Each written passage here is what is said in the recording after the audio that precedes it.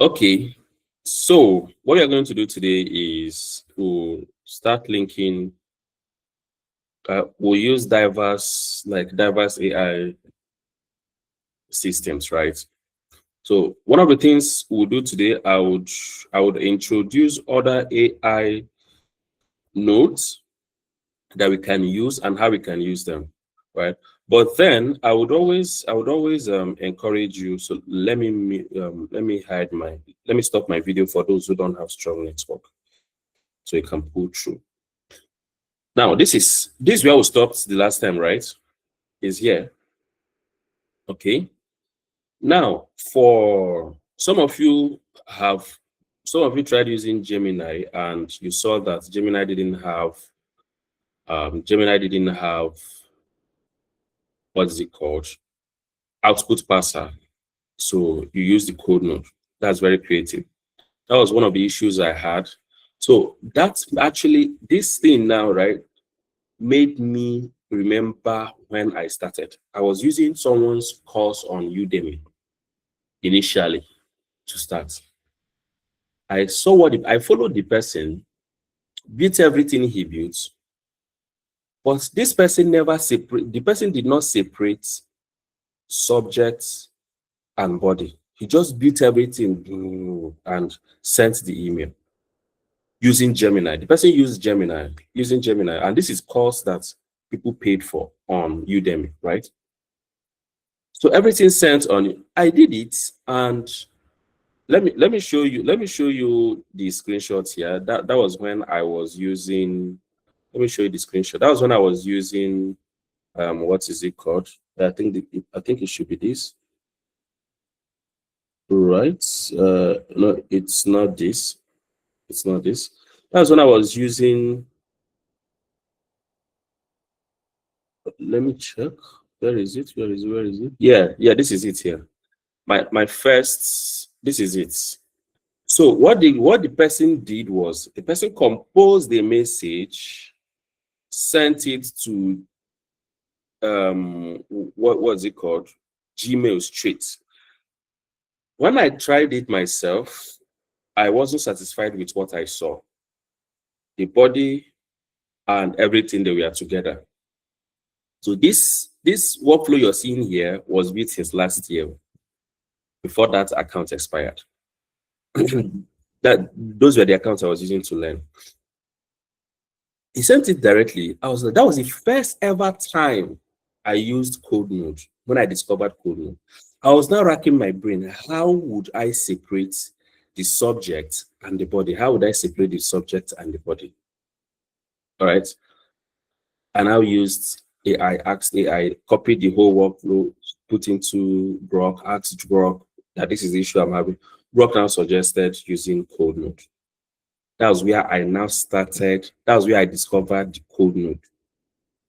All right. But this is someone I paid for the course. So I paid for the course.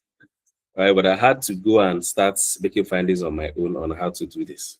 Because he just sent it directly. And what you'll be receiving subject and body all together. No cleaning, nothing. You get so for Chira had that same situation. Yeah, I was not on seats. I went out. So I was actually on the way. And thank God I was not, it was a trackable distance. I was not driving, so I was replying to the chat. So it was later on and I saw that I was not like, okay. It's so that line of thought and the creativity is what is actually needed.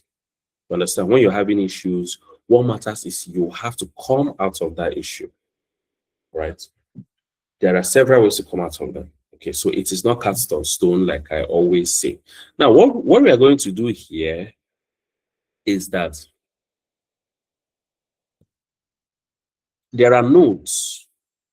There are nodes that you will not see all around. So I'm going to use some of these courses. So sorry, these lectures, right, or these classes to introduce them one after the other, one after the other. Okay. So let me go back and, for instance, let me show you this. Let me just use this to show you an instance here. Don't look at this entire workflow. Don't look at this entire, or look at this. Have you guys seen text classifier before? No. You've not seen text classifier before. This is also an AI node, right? Good. What does text classifier do? Text classifier is when you want to classify things. You know, there is information extractor and there is text classifier. Right? But when you want to classify, let's say here, for instance, let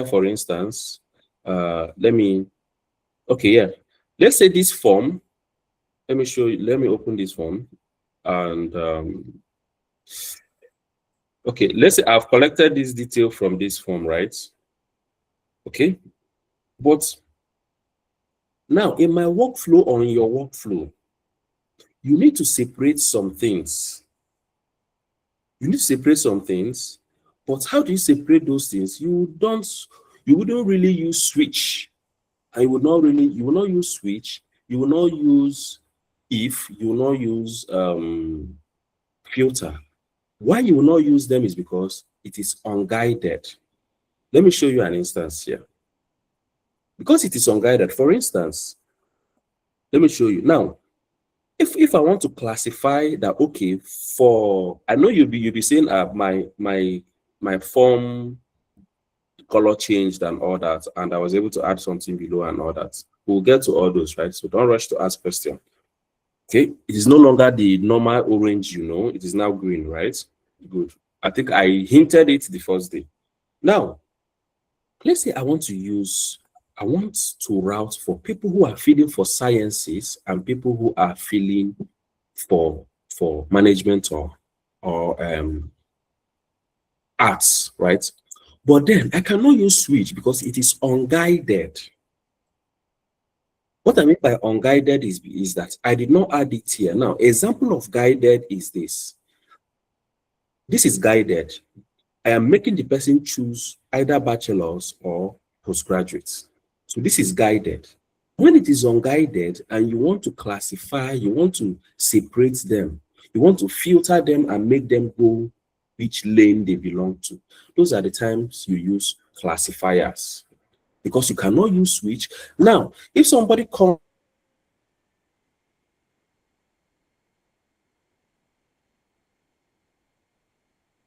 as a department, in your switch, you cannot tell your switch, you cannot tell your if node, you cannot tell them to look for information technology because there are 101 departments out there.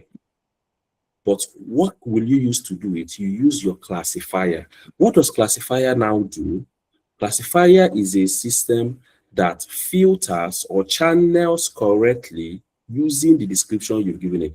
Now, category, I gave it category here as humanities. And in the description, look at the description here. Let me open it.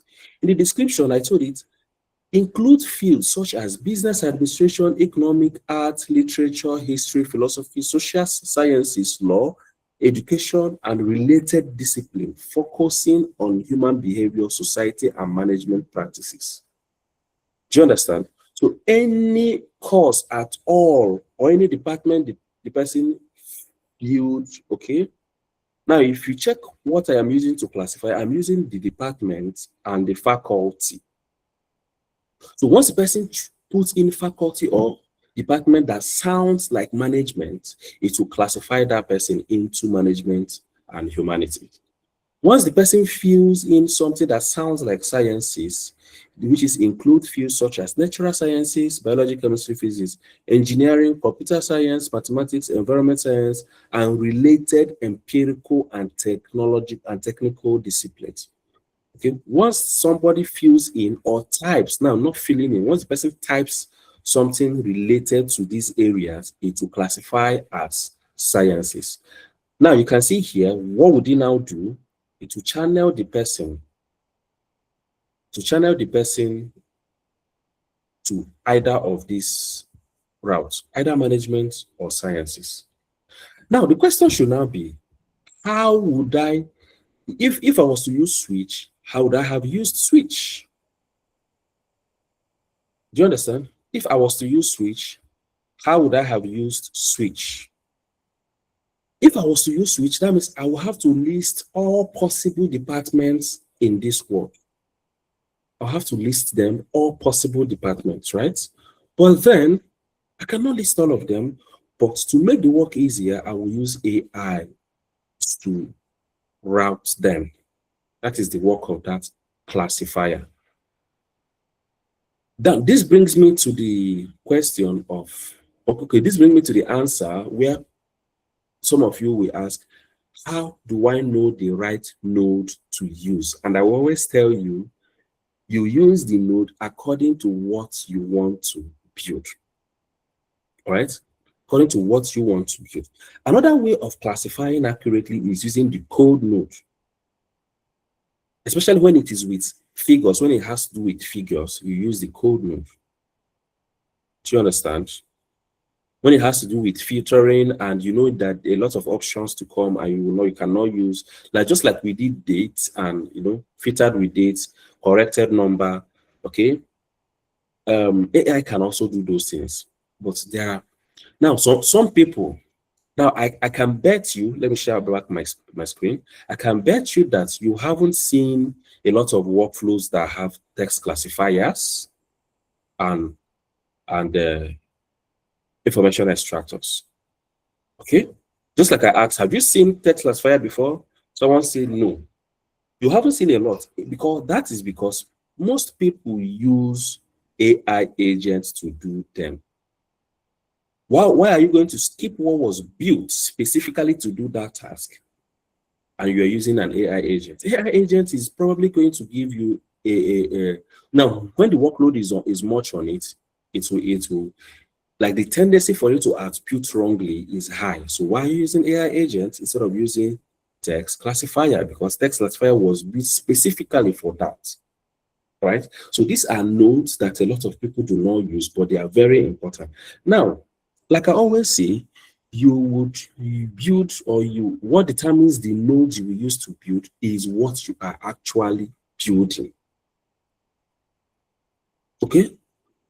Now, how did I discover text classifier? I think that was when I wanted to build, what did I want to do? I wanted to, I think, yeah, that was an email system too.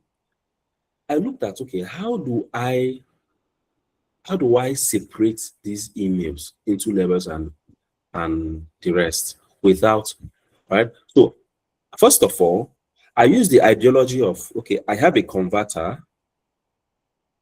How about something that filters or classifies? I think I started searching here, and I got that node. You understand? I got that node. Another way to use to solve your problems is this. Let me give you a tip here. If I finish building this, I will copy it entirely.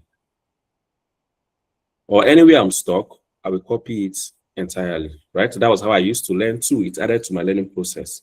And let me start giving you those tips. I copy it entirely. Take it to Grok. I did not say ChatGPT. Grok.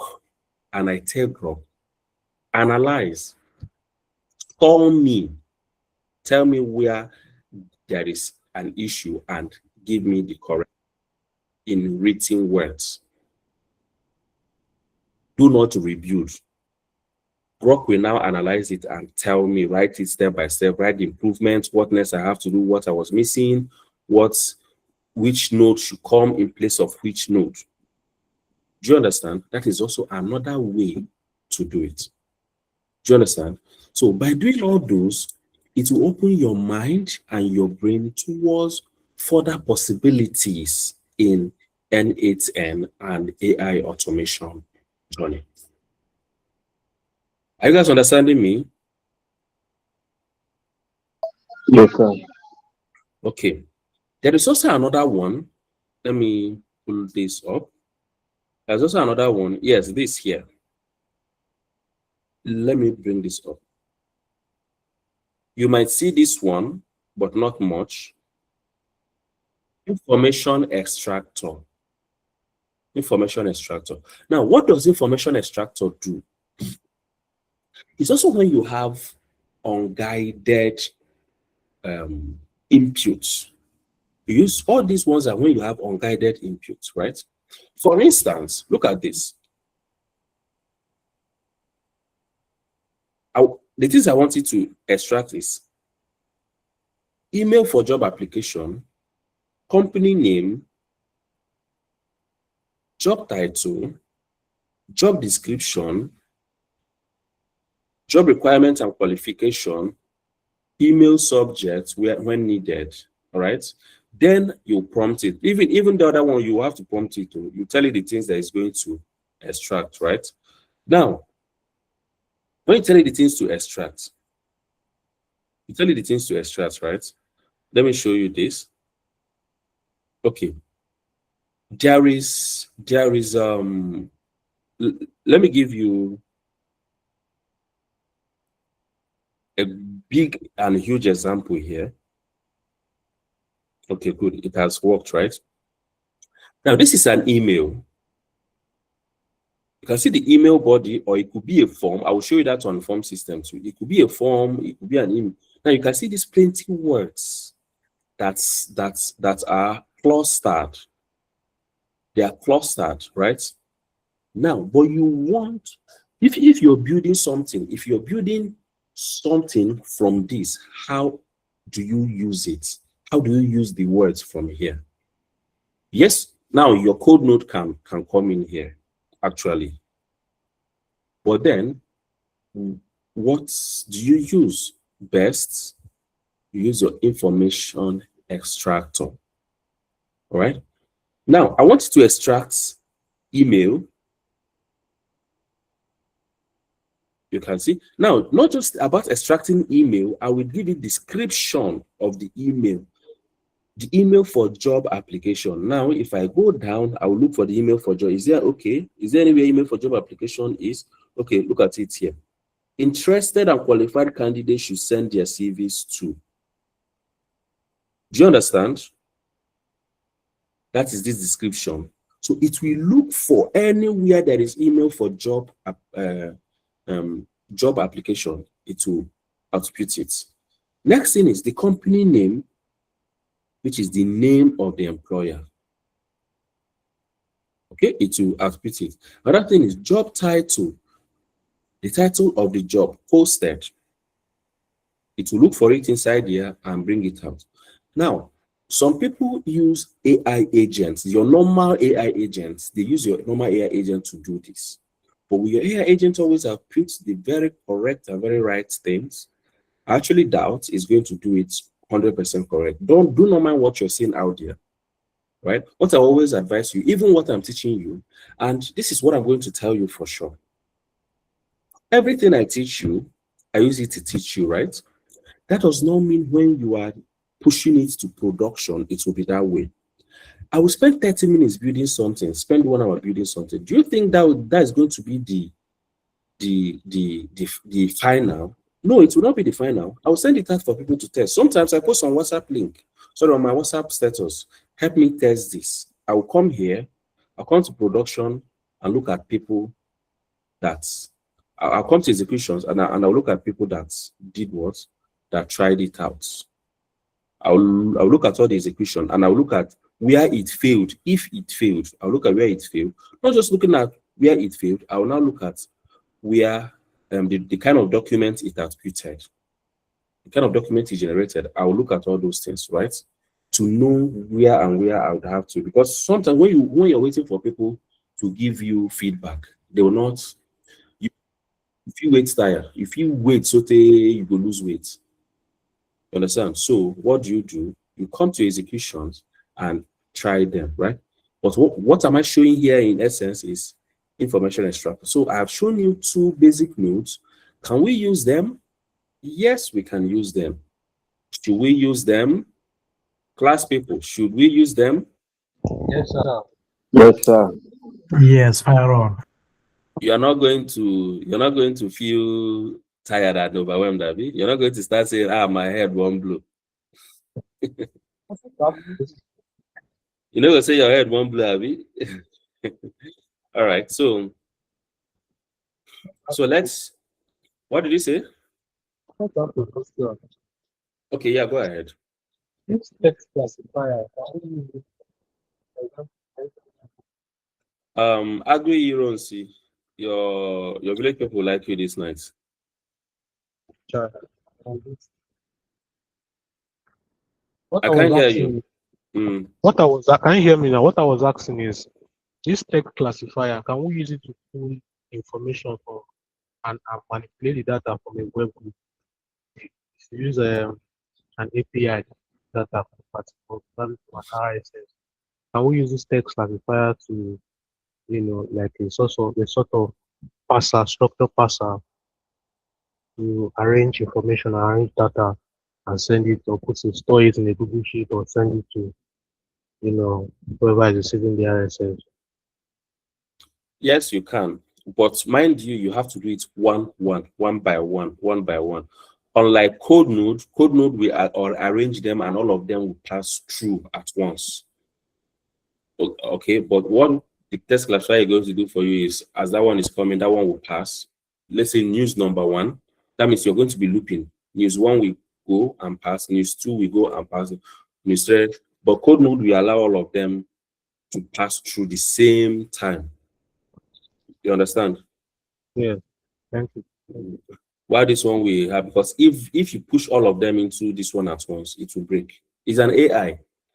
It's actually an AI node. Don't mind the name. It's an AI node. You understand? Thank you. Okay, so I will go and start building now. Before I start building, any further questions before I start building? I guess no further questions.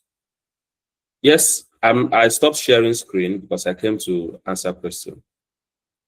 Okay, so I'm going to now start building, and here we have just 28%. All right.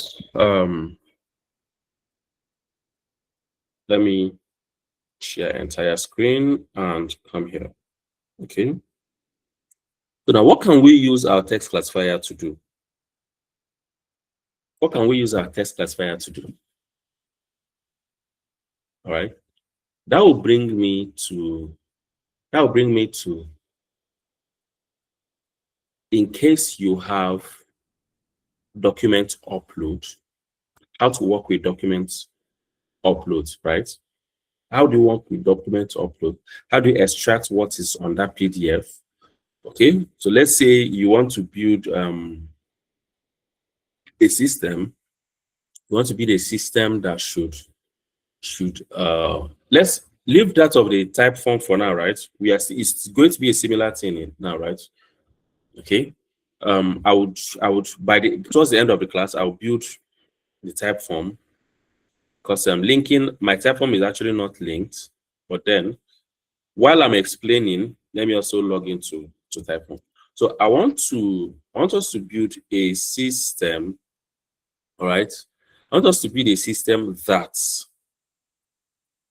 that would take file upload, extract what is on the file, not using AI, extracting what is on the file, not document analyzer, but extracting text file like PDF, right? So question now is, in what business scenario can you use such thing? I need an answer. In what business scenario can you use things like that?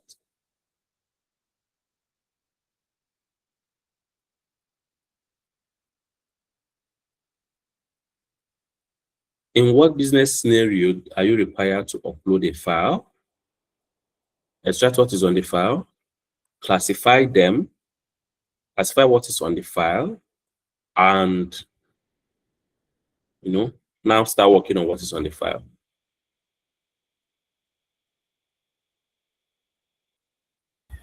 Dispatch services. When I'm doing dispatching, You can see when I created this this form in October. What did you say? Dispatch. When you are doing dispatch services, we are categorizing products based on what's on the documents. So are categorizing locations too for dispatch services. Okay. All right. So let's do this, right? Sorry, sir. Yes, go ahead. Hello. Yes. Please I go want to ahead. know what you use in there. This is type form. What for? Type form. Look at my screen here. Look at here. Type form. Okay. Thank you. All right. So, okay. Let's see how we can link our type form. We're going to be in for a long ride today. Okay. First of all, I will go to anything, come here, all right, and search for type form. Type form. Let's see if they now have a native node. Okay, type form trigger. Look at type form trigger. Now, create credential. I'll click on create credential. Now, this is how you link all your credentials with now access token, right? Then remember I told you guys how you link your things, right? I don't know what type form is going to show to me. Even when you ask me, I will always tell you, open it, let me see. Do you understand? I don't know what type form is going to show to me. I don't know how it is linked. I must even do it now and it will error out. Okay? But what do I have to do?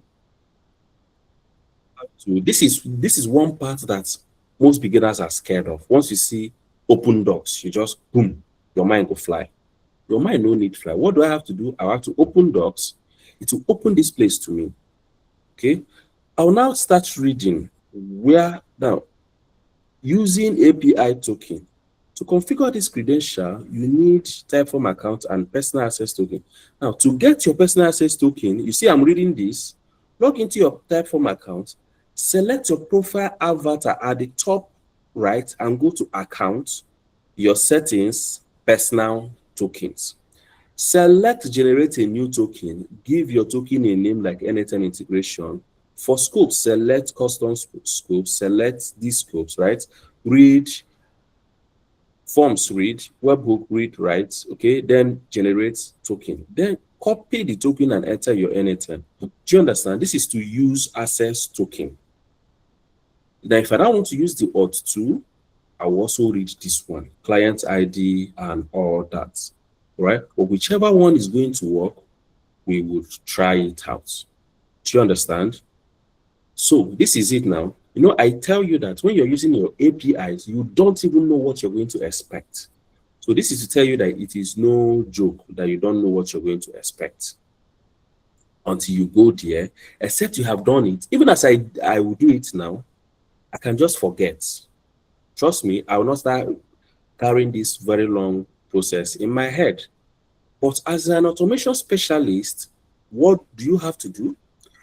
Because if you have a client that works with Typeform, for instance, you have a client that wants to work with Typeform, okay? Now, that client has Typeform, but you, as an automation specialist, that client does not know, as always assume that the client does not even know how to generate Typeform API, okay? What would you do? You should be able to tell the client, okay, my client, please go to your Typeform account, go to your account, go to your setting, go to personal tokens. Do you understand? Then generate, do this, do that, do this. So you should be able to do those things before your client will do them. Do you understand? And you should never, because you haven't used a particular API or a particular token or a particular platform, you should not, because you haven't used that particular token before or API system, you will now say, no, you cannot do it. That is actually wrong, because The truth is you learn more by doing them. Just like now, I've not used Typeform API before, but I've used Typeform on spreadsheets. I linked Typeform to a spreadsheet. Do you understand? So I'm going to now try it out today. Abi? So let us go. Now it told me, look at it here. Log into your Typeform account, select your profile avatar in the top right and go to account, your setting, personal token. All right. Look at number 2.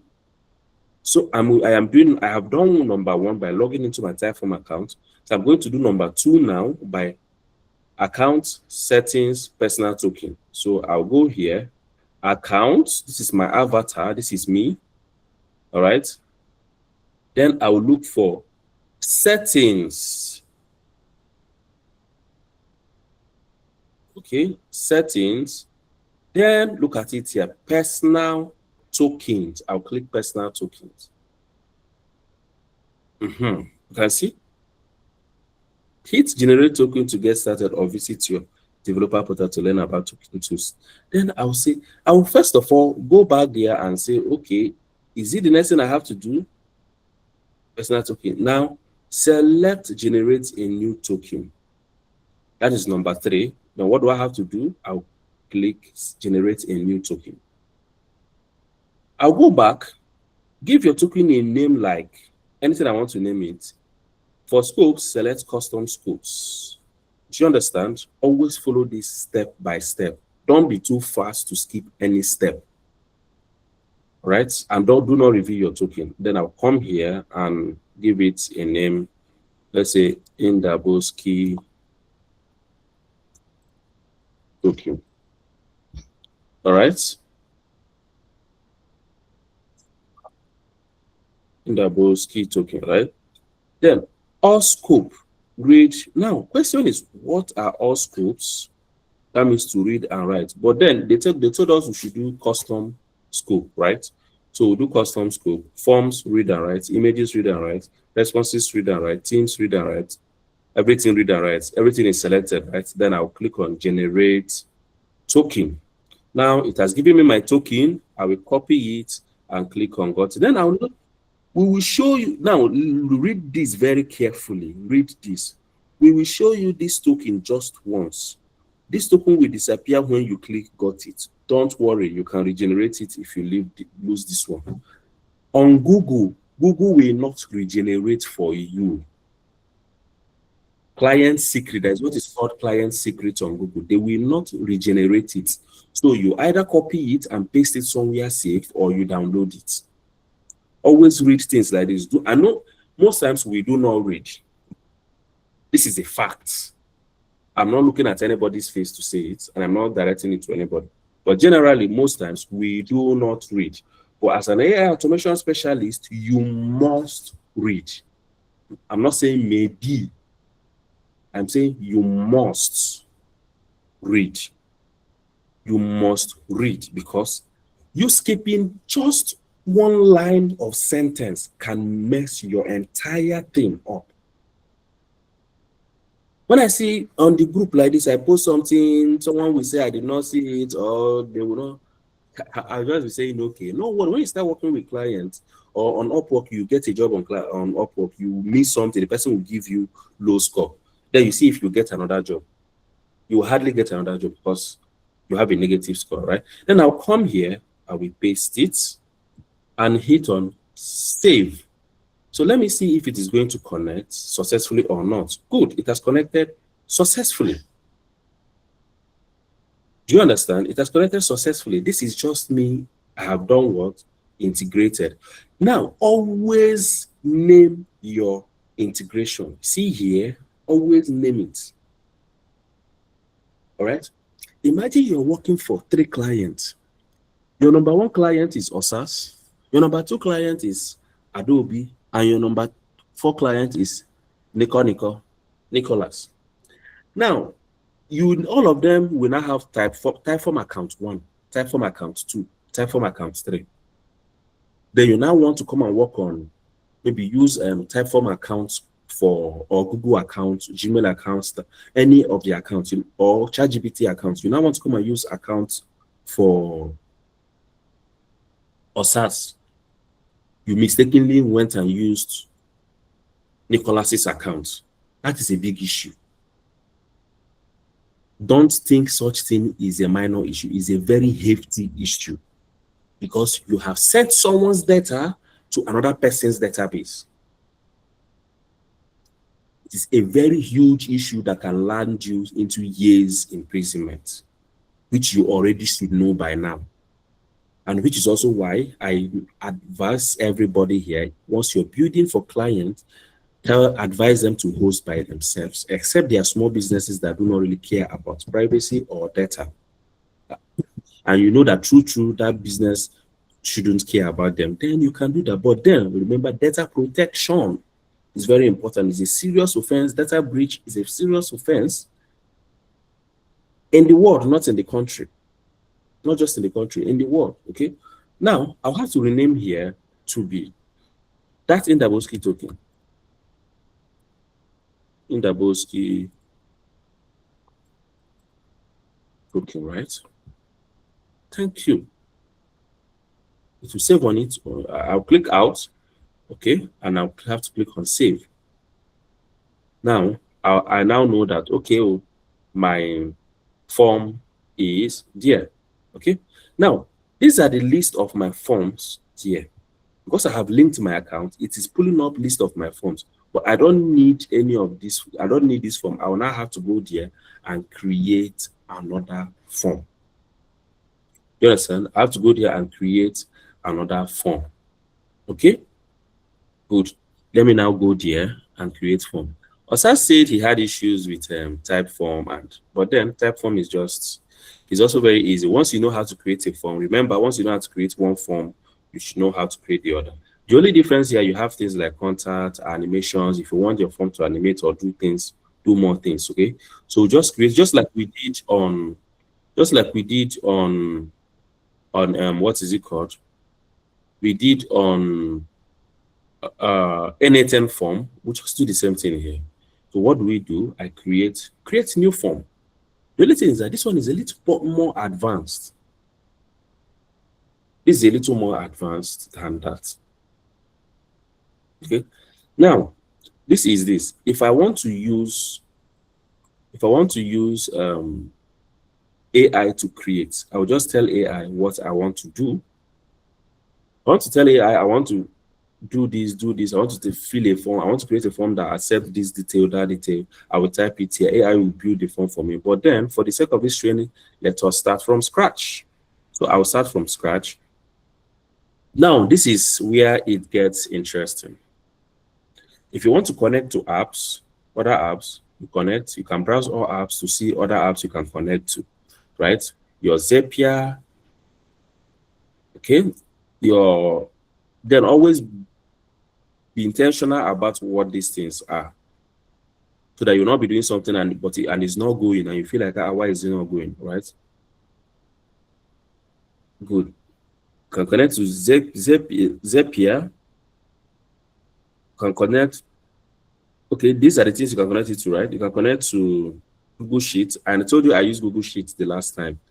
Google Analytics, HubSpot, Facebook Pixel, all right? Excel, Slack. Mind you that Google Sheets is different from Excel.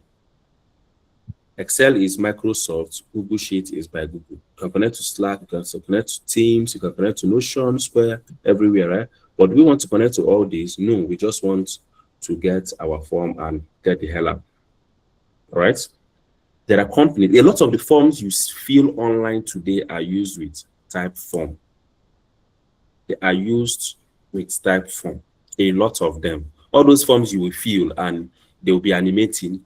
Next one will flash in. You'll fill the either type form or monday.com. All right, so I'll come here and I will add item, right? Now on these items, look at the things I can add. Look at all of them. Now, what do I have to add? All right, there's a contact info. Do I need it? It has shown, right? Okay. Let me also add another content. Email address.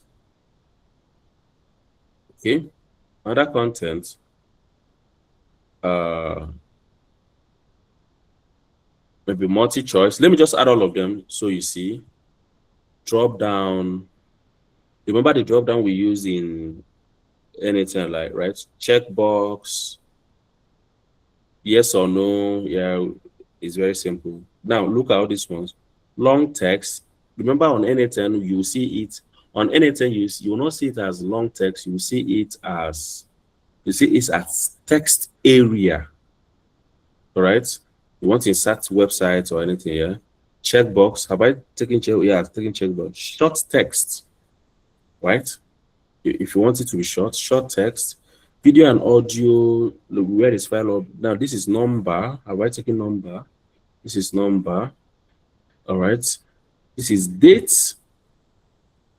This is payment. File upload and payment are paid services. You can see here, right? They're paid services. They are Calendly. I choose Calendly. It's going to ask me to link my Calendly account, but I'm not going to link it. Look at it. Authenticate with Calendly. I'm not going to do that. All right. So I will remove the Calendly option. I'll remove the Calendly option. Now, here, what do I need to do? What do I need to do? That is, let's say, the person's basic information, the things I want to do, right? But then let me do something here. Let me preview. To preview it, let us preview and see how this form is going to appear.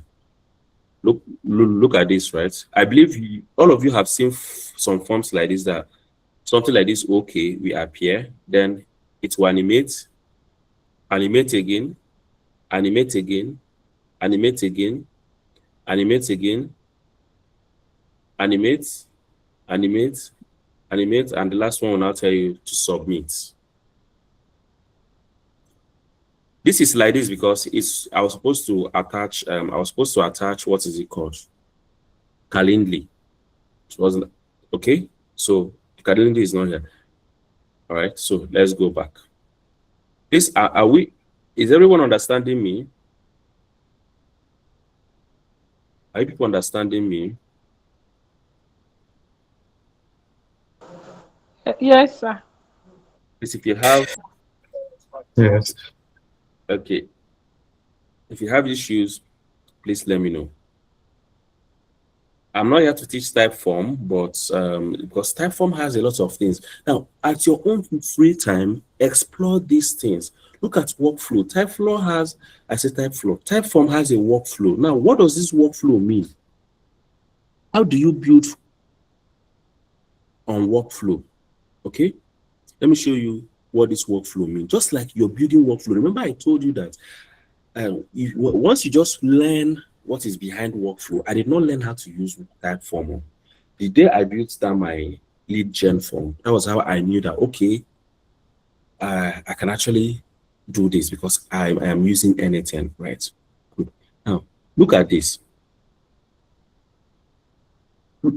Look at this, right? What does it mean? What does it mean? What it means is this. Just like your workflow, let me show you the similarity. Just like here, you drag this and you put,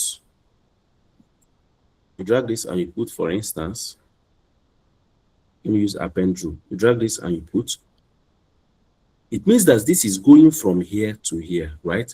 Then if you add another one, let's say edit field, for instance. What I'm doing is instance, so I'm not building. Let's say edit field, for instance. On this edit field, you can now pick data coming in from the Typeform, which Typeform did not show here, right? But you can pick data coming in from Typeform, right? Through your mapping. That is the same thing here on Typeform. What this means is, if I want this, so that once the person answers question number 2, okay, the rule should be the person should go to. Should the person go to question number 3 or question number 4 or question number 5? If I click it that the person should go to question number 6, see what is going to happen. And I click on save, see what is going to happen. You can see it means that this person will answer here. When the person answers the form on number 1, maybe giving a condition, know that maybe you're building a form that when someone clicks on yes, to say yes on a form, all right, the next questions will not be the same as the next questions from somebody who clicks on no. Just like on Google Form. I don't know. Have we seen that on Google Form? Have we made use of that on Google Form before? Do we know that feature on Google Form? Who here has made use of Google Form? At least people who don't work for office or get business, suppose. I've used Google Forms a lot. Okay, good. But Typeform is more advanced. Yes, Typeform is more advanced. And you remember that on Google Form you can add your conditions for which next. Once you select yes or no, or you select a particular answer, it goes to the next. You choose which question should appear next. Sorry, you choose which section. Yes, mostly for approval. Exactly. You choose which section, not question, which section should come up next. All right, good. So it is the same thing here. Now you can see with the ideology of building a workflow on anything, you should know what is happening here, right? You know what is happening here. With this, it just means that from question number 1 to question number 2 to question number 6, from question number 3, 4, 5, 6. Do you understand? So if I go here and disconnect it, if I go here and disconnect it, maybe I send it back to how it was. You can see it has returned back to its original states. That returned back to its original states, right? So that is just the thing. So let's go to the content and create the content. But then let's check the ones that would appear twice.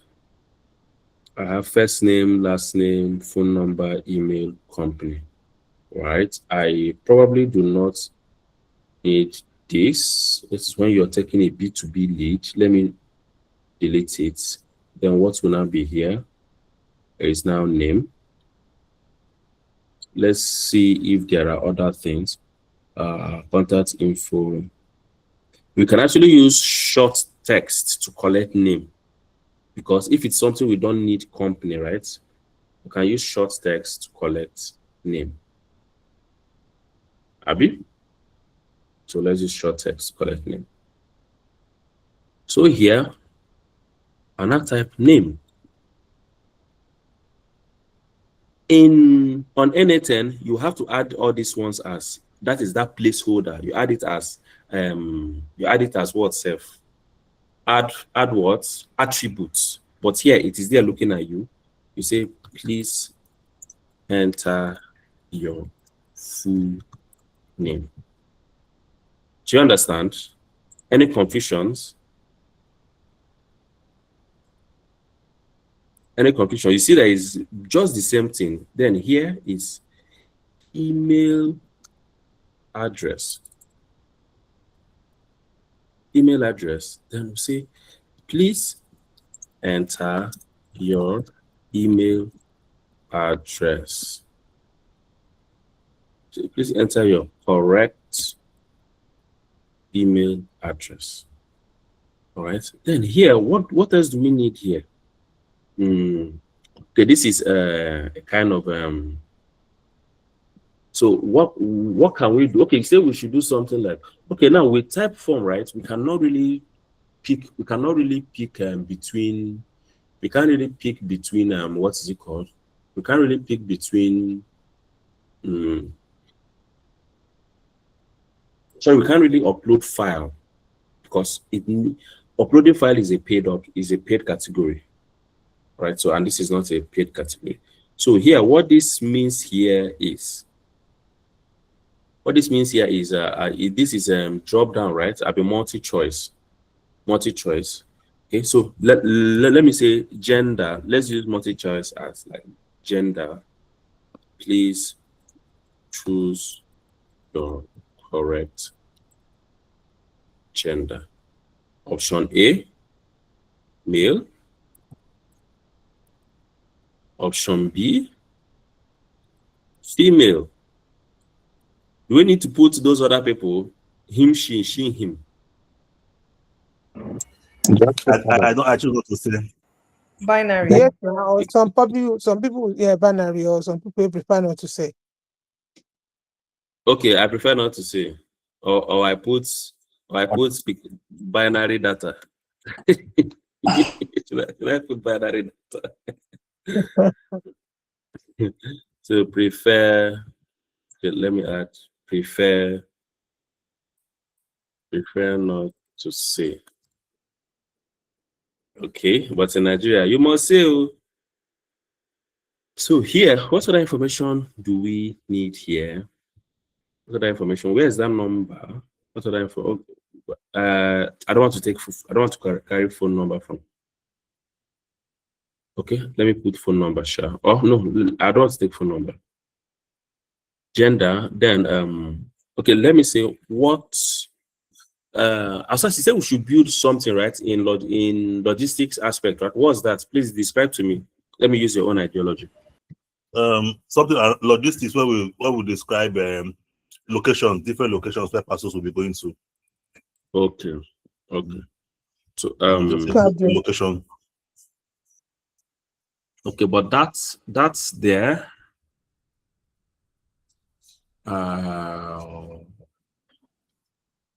That can be done with a guided data, the guided form. If you do such a thing with a guided form, you've messed your business up. Trust me. If you do it with an unguided form, you get. If you do, there are some things you do with unguided form. But let me do this. Let me say business major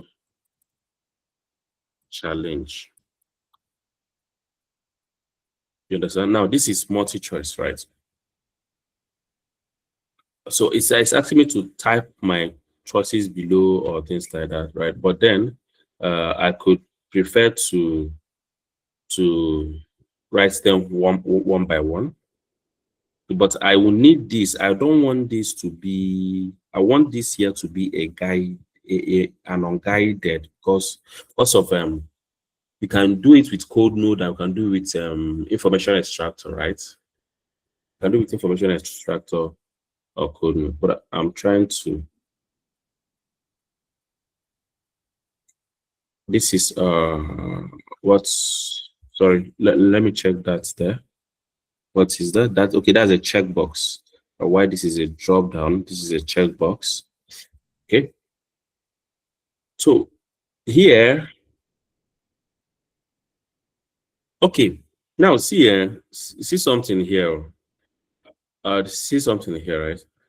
This is multiple choice. This one cannot choose a multiple choice. You cannot choose male and female and right. So I'm going to let me see how I can remove this and make it to be a drop down. Okay, it should be a drop down actually. Yeah, drop down. It should be a drop down. Okay, let's say male.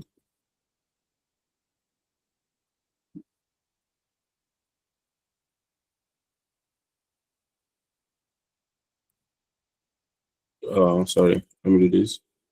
Okay, male, female, prefer not to say.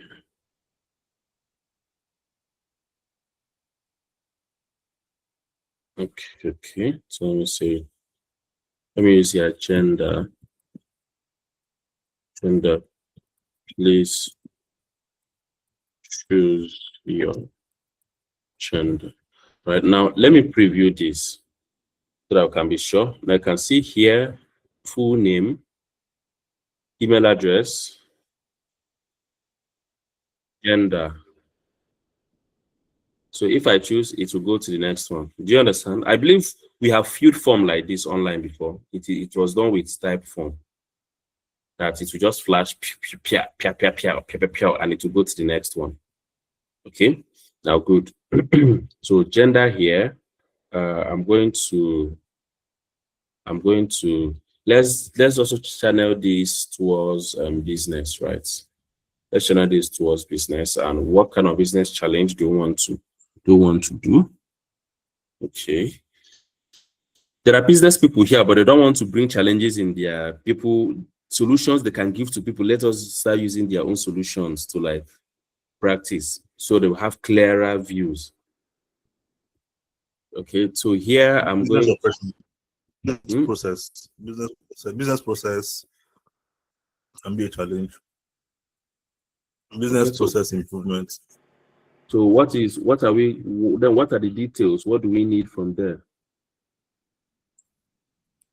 Under business process, maybe logistics problems. Okay, Logistics problems, um, data handling or cash handling will also be another issue. Those could be policy driven, but cash handling, data handling, then business process problems can also be the use of printing materials instead of doing hard copy paper printing. You can also say you should use electronic copies. Those are part of business process improvements. okay. Let me say process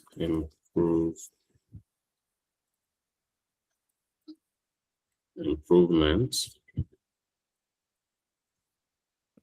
data handling, cost saving, Cost savings cost or cost savings. control. Cost Oh, control. yeah, cost control. Just hold on.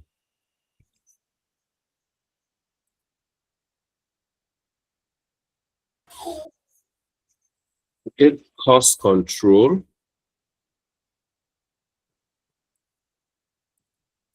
Cost control, right? Then let me add another choice because I'm going to direct this towards unguided input somewhere. Cost control and maybe staffing, staff efficiency. All right, staff efficiency. Staff efficiency. All right, then here I'll say business problem. Okay, then here I'll say please choose the problems. Please choose options. We can now allocate problem to somebody that apply to you. Please choose options that apply to you. Then here, I think this is okay. This is no, I actually do not need this right now. I will have the space for custom in case there is a custom type of problem that Yes, will not be. yes, that's what I'm heading towards. That this is number. Do I need number? Do I need number? Okay, let's just say phone number, right? Just phone number, so that we can also see how to use number. Please enter your phone number. Right, then I push it. Remember that the basic details usually come on top. Okay, then here is long text and here is short text, right? Then I will put here more details. More details. So that we can use either information extractor or classifier here, right? Correct. Yes. Yes. So please tell us more details about your business problems. Okay. Then here, there's something I'm going to do here. I'm going to do here. I'm going to put here Can we use, okay, you guys have understood code node, so no need to stress about it here, because I wanted to like also use the code node, but then no problem, right? So I'm going to duplicate this. I'm going to duplicate this and say average. Okay, no. I'm not going to do this. I'm not going to put it. I'm going to use this. I'm going to use this one here. I'm going to use this one here. This one, I'm going to use it to say average monthly revenue. You understand? This is now unguided, right? But someone can write 20K, someone can write 20,000, someone can write 10,000, someone can write 10K, 10K. You understand? Someone can write 10000.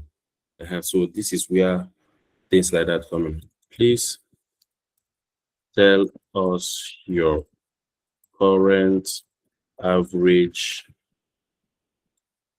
monthly revenue. Okay, then more details. Yeah, more details. Then here, okay, appointment dates. Like if somebody wants to pick appointment, right? Appointment dates. Okay. Please choose a convenient convenient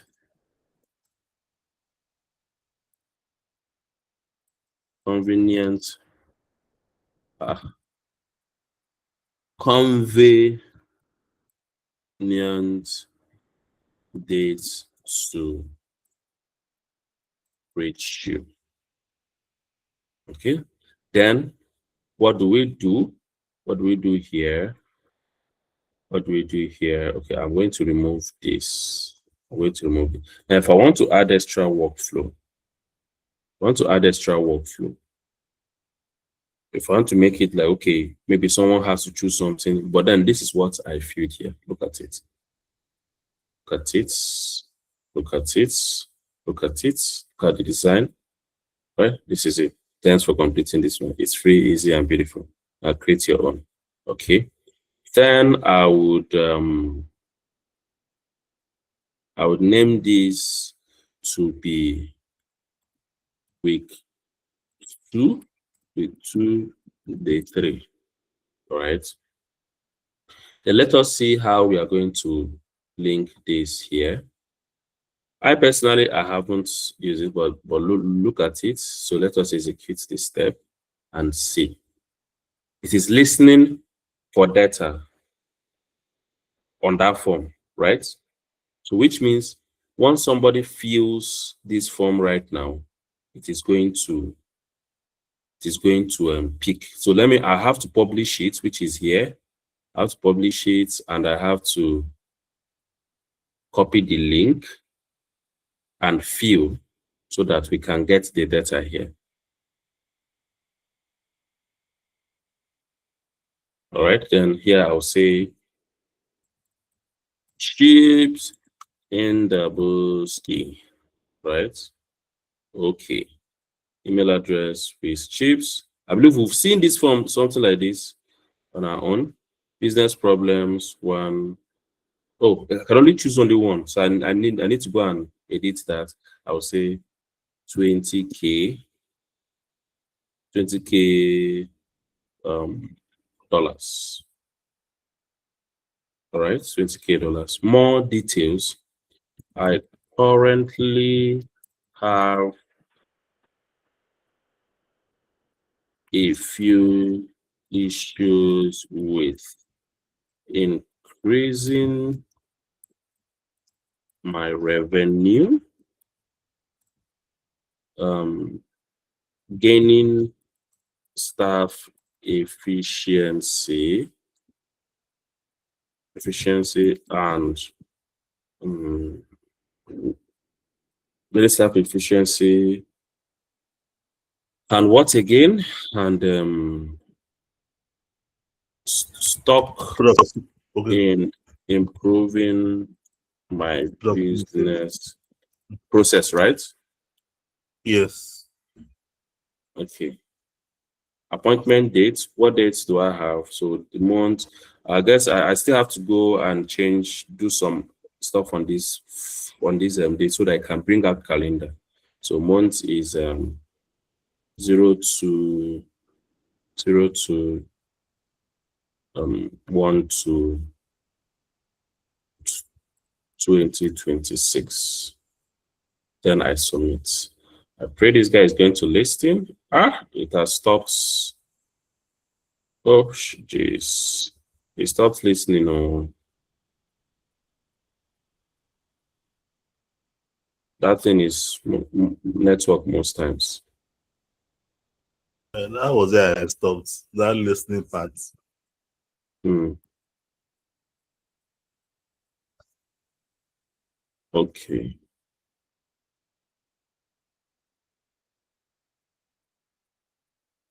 That thing is most times the network. I used to do it. When network shakes, before you finish feeling what you're feeling, you go don't stop. Yeah. Yeah.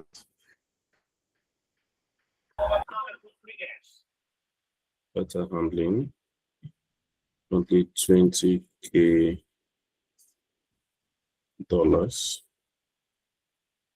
More details. I have staffing issues and revenue generation. Uh, 02, 012, vacancies. Okay, yeah, it has picked. Can see that thing we filled there has come to N10, right? So I will now have to do the normal thing Correct. I will pin. So we have collected data from type form. At least today we have used another platform that is not Google. We have collected data from type form, right? And we do what? We now brought it here. Now, something we need to do, since we have an unguided data, in as much as it is an unguided data, what do I mean by unguided data is this. We have something like 20K. Why? Remember, I normally say that when you have unguided data, it makes things easier for your customers, but more difficult for you, right?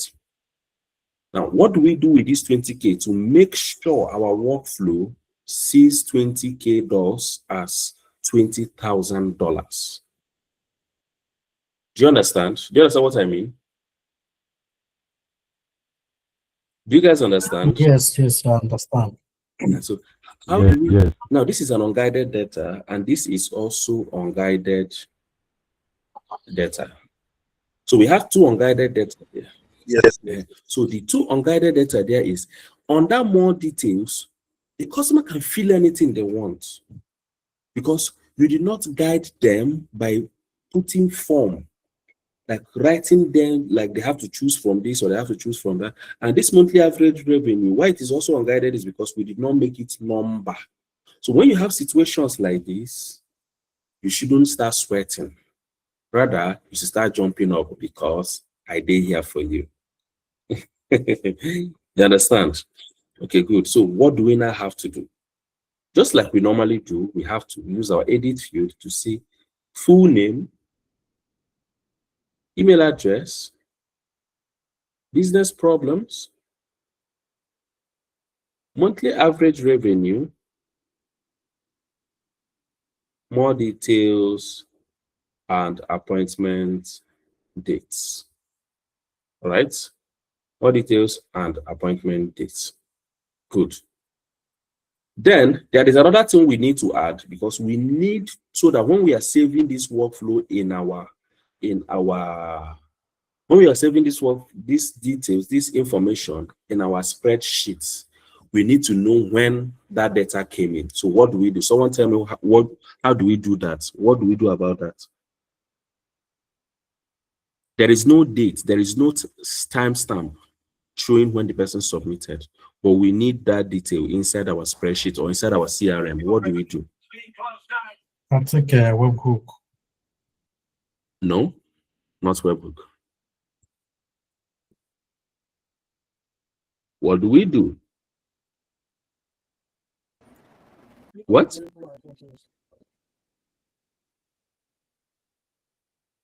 Someone said something. What did you say?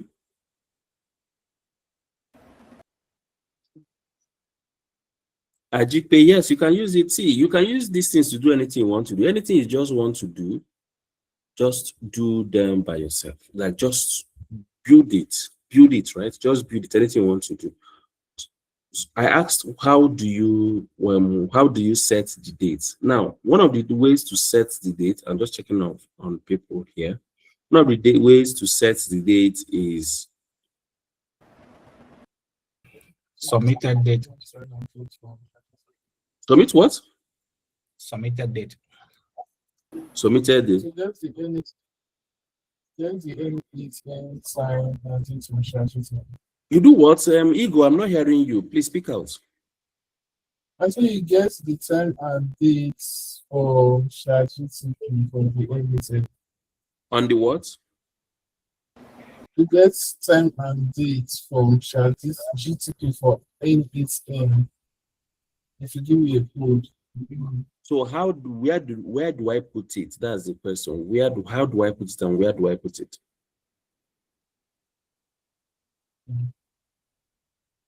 Where do I put it? Okay, we can do that here. Okay, you can add it here and write time stamp or timestamp. Okay, timestamp. Mind you, this timestamp is not coming from anywhere. You're going to make it a static field. Okay, so how do you make it a static field? All right, so let's go to this thing. Let's go to this place and click on a new chart. Click on a new chart and say, sorry. Click on a new chart and say, give me JSON, right? In this one, do I really have to copy it? It's just a single thing I need to put here. So I'll just say, give me JSON. Give me JSON for current date and time on N8N. Then you can say date, use format,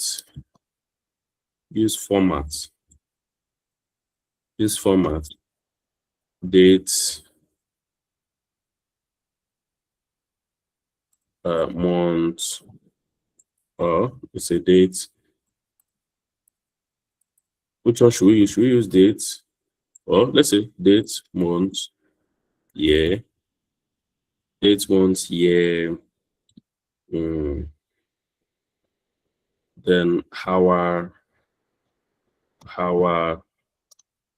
minutes, seconds.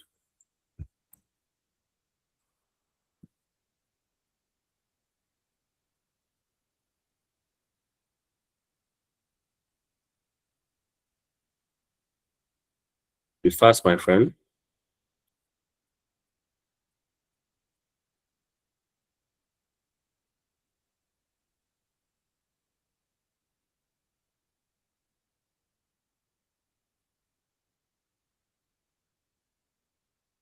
So this is one thing with Grok, and you're using the expert. So it wants to search everywhere. It wants to check. You can see here is searching N8N community. Searching N8N community to make sure it gets the correct one. And it tells you everything it's trying to do, right? Unlike ChatGPT, will just do and go and pack a lot of hallucinations and and give to you. But sometimes this can be annoying. Look at a minute plus.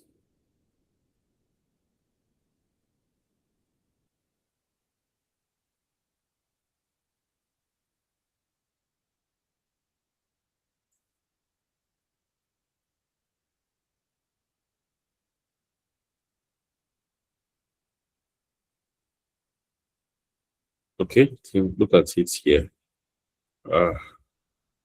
This thing is crazy. Oh. It has, so look at it here. This is just what I want. This is what I want here.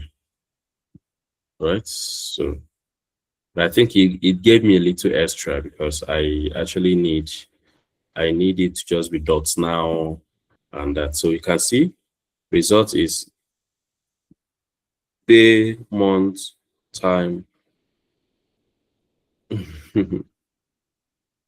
Day, month, time. Can I add this? Okay, let me add this. Okay, this is it here. You understand? So whenever somebody submits, is going to use the, now the reason is dynamic is because of this thing here, dots now. So dot now means the current time, that time at that time. Do you understand? That time at that time, that is what that dots now is. Do you get that time at that time? So if I execute this, see what is going to happen. It's going to use the timestamp. Timestamp has gone. Even if I wait a little and still come back here, this time is going to change according to the current time.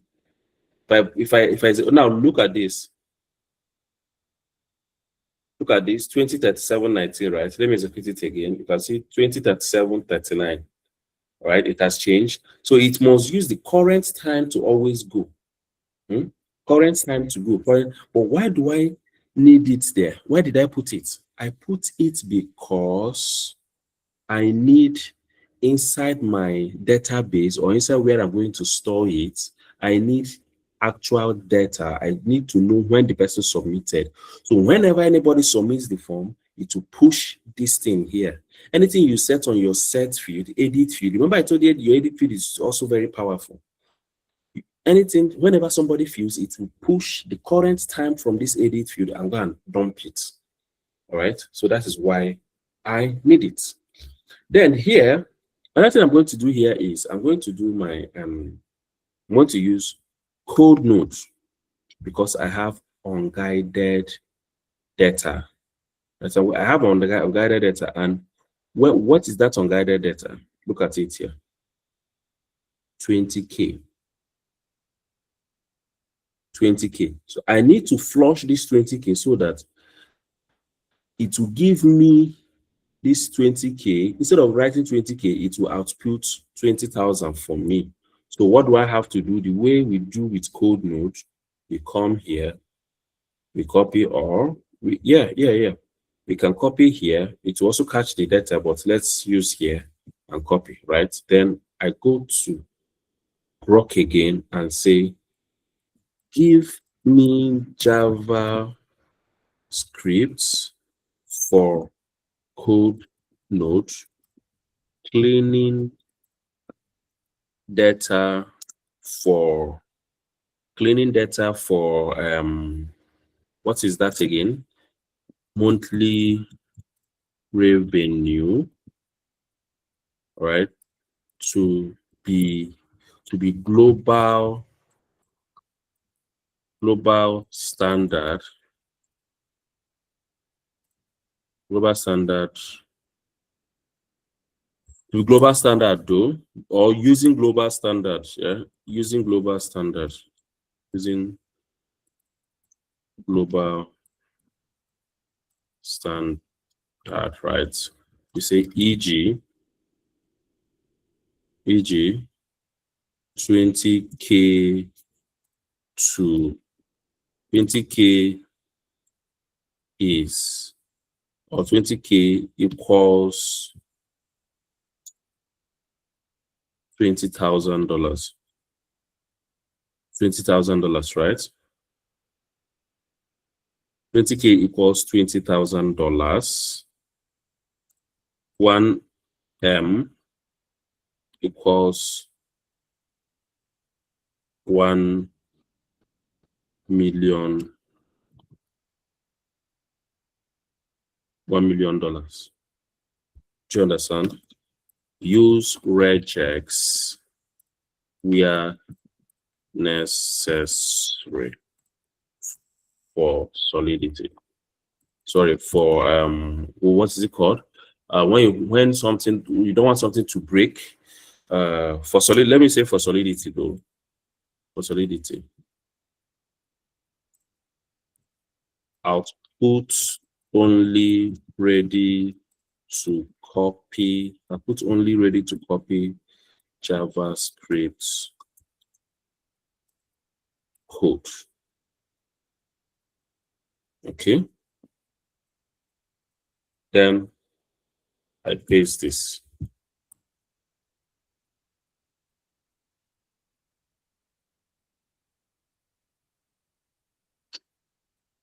So what I'm doing now is I'm cleaning it just like I've already explained. Okay. So we're going to watch it a little bit again. I hope nobody's getting confused here because I said we are going to enter AI and everybody was happy we are going to enter AI, but then even when you enter AI, are you going to just do AI like that? You're going to just okay, it has cleaned it, but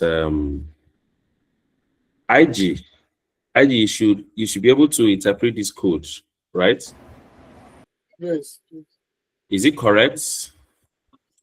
It should be. Yes. Yeah, it looks correct though. Yeah, it looks correct. Look at it. That monthly revenue has been transformed to 20,000. You can see it. 20K has been transformed to $20,000. You see? Now, if let me see the other things he did now. Yeah, good. Look at it. If suffix is K is multiplied by 1,000. If suffix is B is this.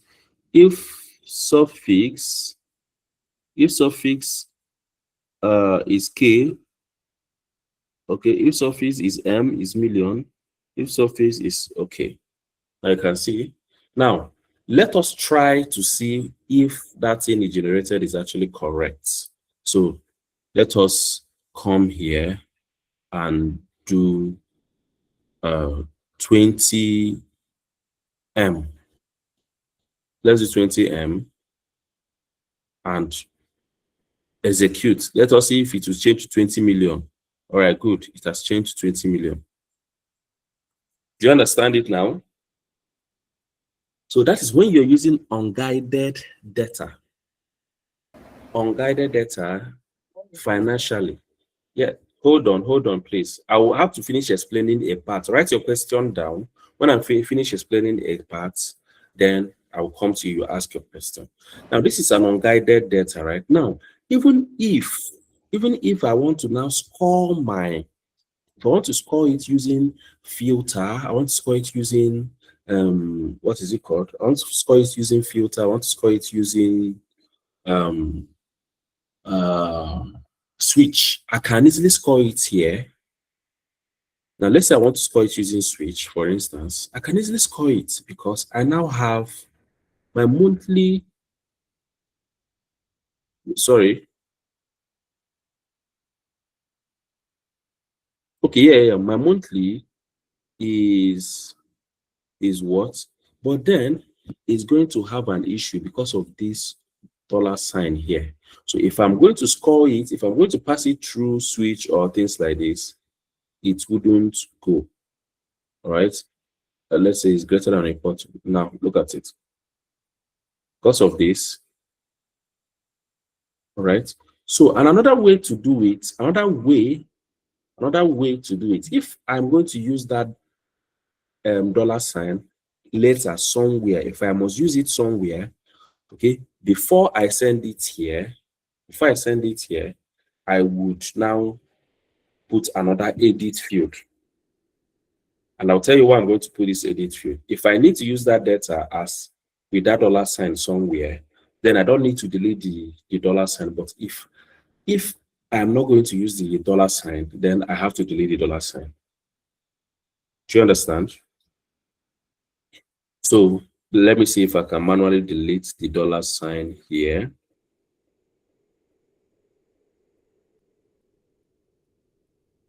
Okay, now look at it.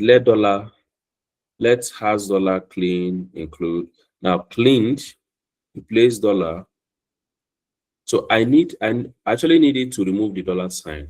Okay, because if you are going to use the switch, or what is it called? If you must use the switch, okay, sorry, if you must use the budget to score it and you're using something like the switch, what would you do? Remove the dollar sign, right? Because it will not flow. Okay, when you remove the dollar sign, you come here, you add another edit field here. I think I'll give this one as assignment. I'll add another edit field, still allow these things to pass.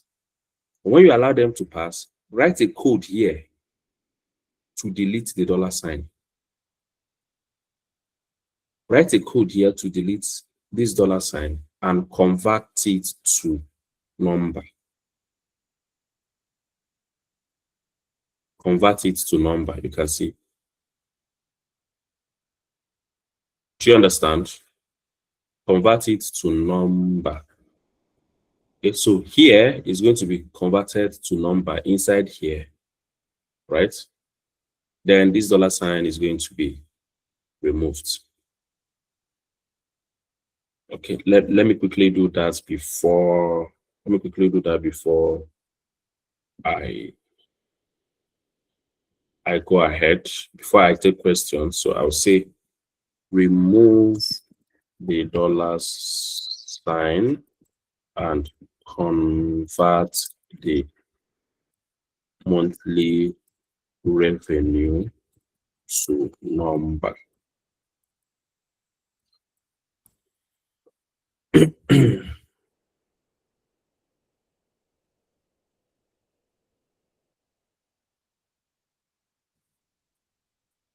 So what is it? Reached? Are you kidding me? Okay. There's a trick to it. Don't worry. It's serious. I cannot edit again. That's serious. Before you can actually edit. When you edit, it will still flow. But let me use auto. Let me use auto.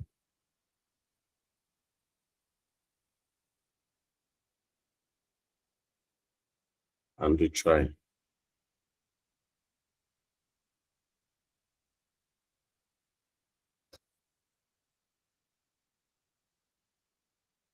So auto is actually super fast, but auto can make more mistakes. Okay, so let's try and see what it gives to us.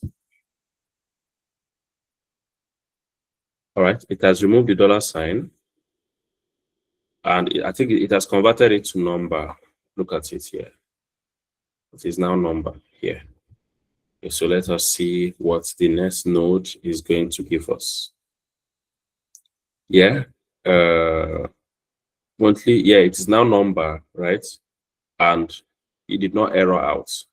Do you understand? So you can now comfortably use. You see, can I comfortably use the switch or anything we want to use. This is if all these things are even done before we enter AI. We've not even entered the AI aspect. But this is to show you that there are things, the fact that we've entered AI does not mean that everything is now very easy. You will still do those manual things we are doing before AI. You will still do them inside your AI or while working with AI. Do you guys understand?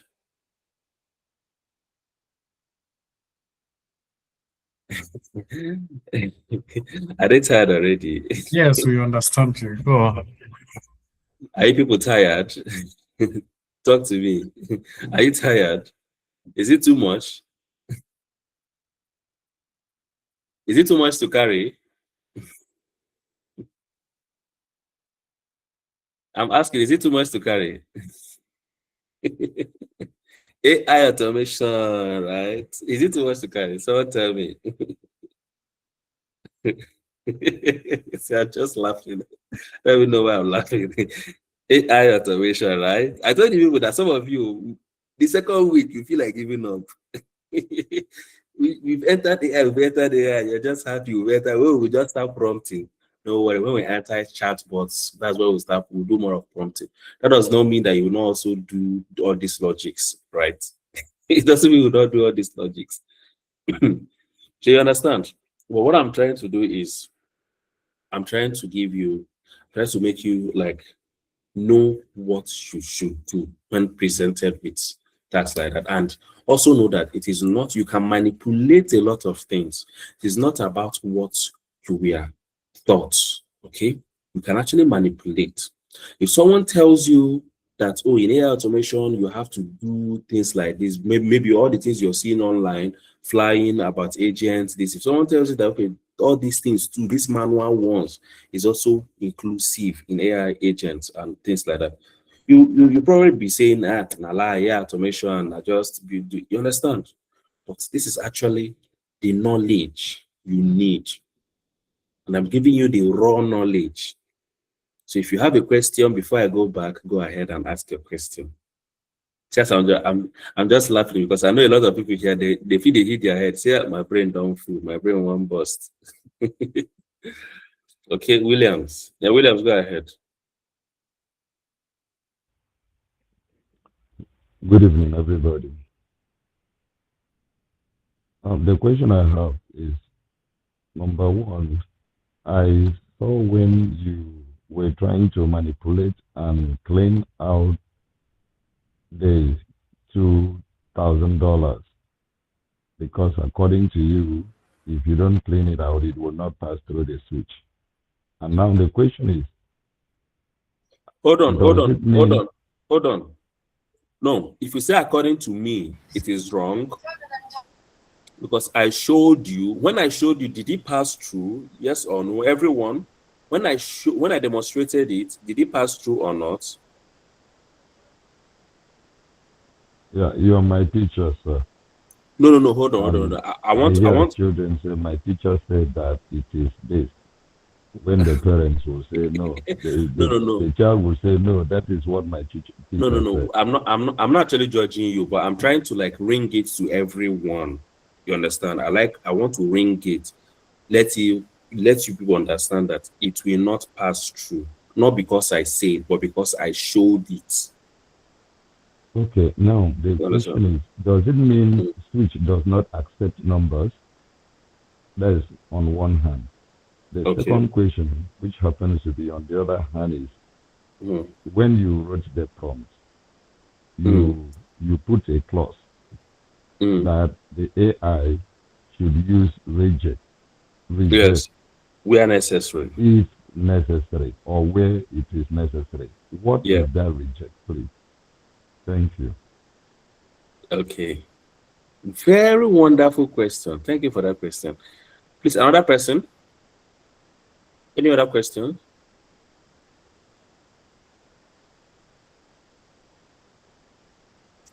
Okay. I'm going to answer that rejects question. I'm going to answer the first question first before this. So now this is this. When the data was coming in initially, it was coming with a dollar sign, and that dollar sign made it seem as though it was text string, right? And if your data is coming in as text string instead of number, you cannot use this function here, greater than or equal to. Now look at the text functions you can use. Exist, does not exist, is empty, is not empty, is equal to, is not equal to, contains, does not contain, starts with, does not start with, ends with, does not end with, matches regex, does not match regex, right?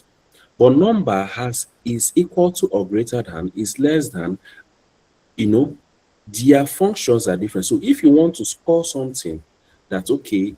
If someone is above $20,000, someone is below $20,000, it has to come in as number, not text. Do you understand? Are people getting me?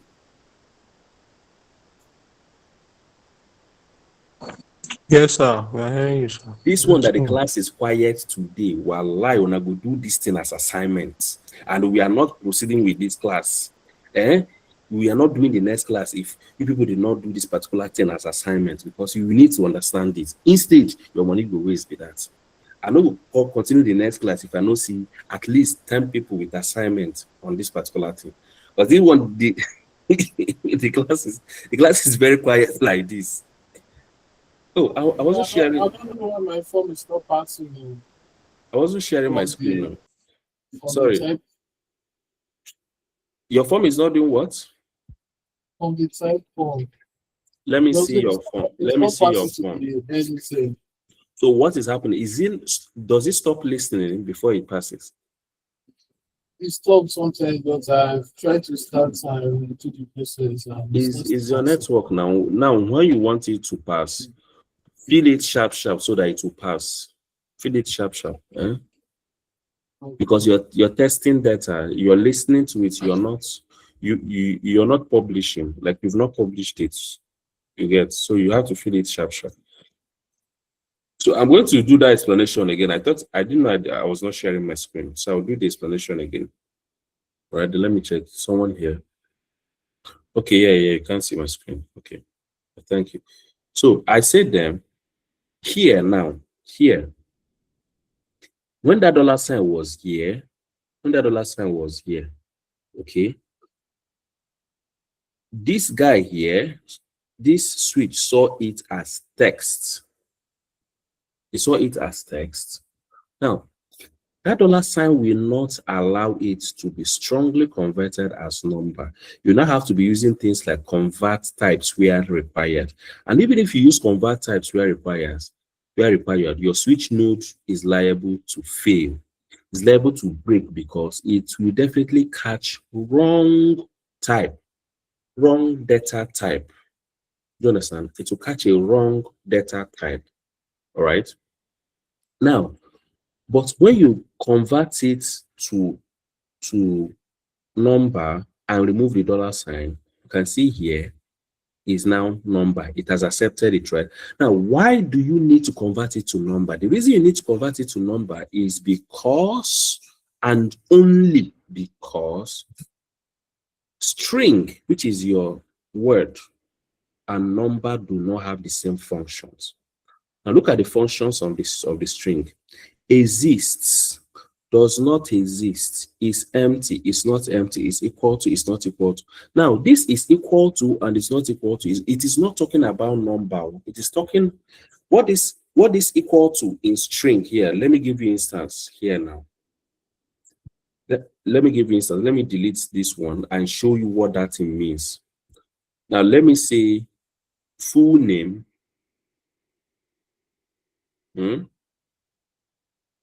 Is equal to, now this is text, is equal to.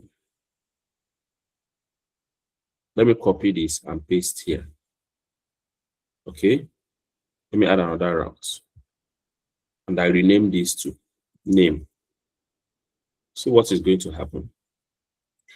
It has passed on the name route. This is what it means is equal to. Now, it means that on text, when it is on text, it means that this, what is coming in here must be exactly this. If it is not exactly this, it will not pass. Now, look at, it will not pass. Do you understand? It has gone through another one. So it is not number. It means that what is here must be exactly what is written here. So anything coming in here, so in case you have a guided data that someone has to pick on drop down or select from, pick from drop down, for instance, just like here, the drop, what was that drop down here? Male. That male and female did not come in here. Are you serious? Okay. It's like I did not fill that male and female. You know, they were not important fields. Like I did not fill them all, so they did not come in here. But that's fine. See, I'm just noticing it now, right? So what I'm saying is, if you have an unguided data, if you have a guided data, you can use things like equal to in text. But if they're not guided, there are things that someone have to fill in. Maybe they are coming in as dynamic data that you cannot use equal to. Okay. Then what we need here is word. Sorry, is number. All right. You can see that the number. So budget for budget to be here, we need number. And again, if you check, this is text, but the incoming budget is number. It's giving you warning, wrong type. 20 million is a number, but was expecting a string. So I have to go here and choose a number. You understand? It's greater than or equal to, and we use $10,000. $10,000, right? Look at it. It has passed through on this one. Okay. So let me say hi. Let me use here as hi. Okay. It has passed through now. Okay. Now, good. Now, if I now want to filter other things, for instance, that's our business data, our business, let's say business process improvement, right? Then I can now come here and add our AI information extractor. There's also sentiment analysis. Sentiment analysis, we'll have to look into that later on. Or text classifier. Do you understand? Which one should we use here? Since we just want to output. What do we really want to output? We want to output. Okay, we are not outputting. We are outputting. We are outputting the information extracted from there, right? Osas, am I right? What are we doing there? We are putting information, right?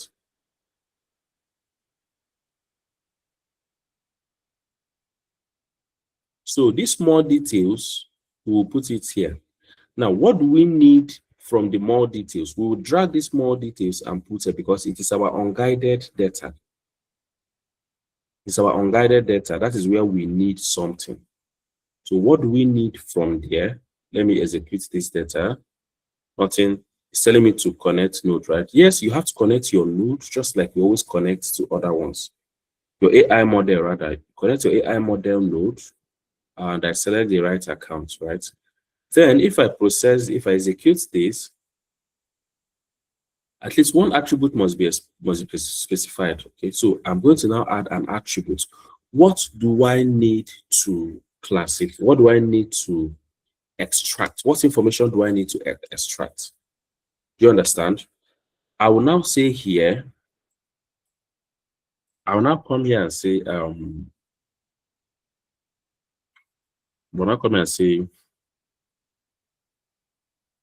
I'll now say here, problem of financial problems. Okay. Then always read this always read this thing here, this data here, say attribute to extract, right? Describe your attributes. What do you want it to add? Is it a number? Is it Boolean? Is it date? Is it, you get? So what do I want to attribute? Sorry, what do I want to extract? I'll say, if, okay, let me say, sorry, let me close this. Let me say, please, can you guys hear me? Can you guys hear me? Yes. This one everywhere is quiet. Yes, Adobe, yes, can hear. Adobe, your brain won't blow. The Lord is my strength. This is actually one part of it. After today, I don't think we are not going to do all this. Okay, I'll just say people, we are not going to do all these difficult parts again, right? But you know, this is a part we have to do because definitely as an automation specialist, you must pass through things like this. You come across things like this.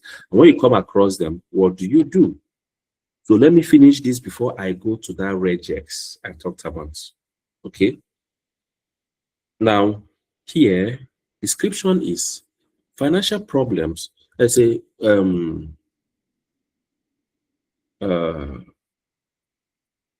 if the client is talking about financial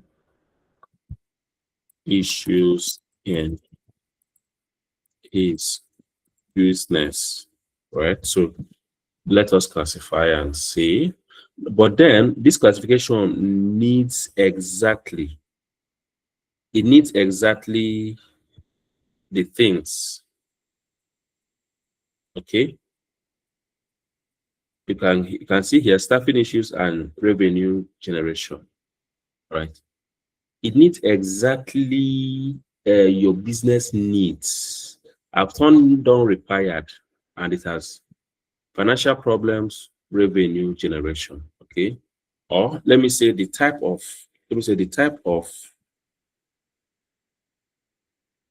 the type of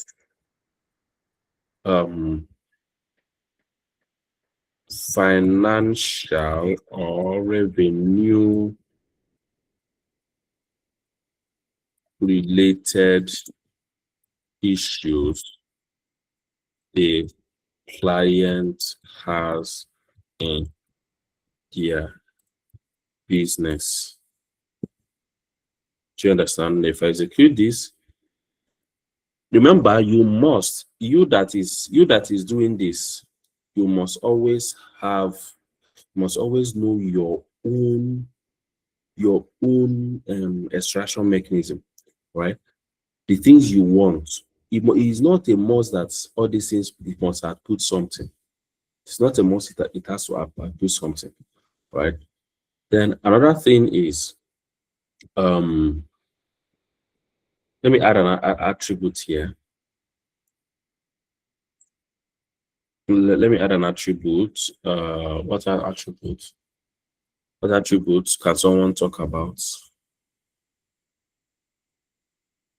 What attribute? Let me say sales problem. Sales problem. Let me see. When they type, let me change this. When they type of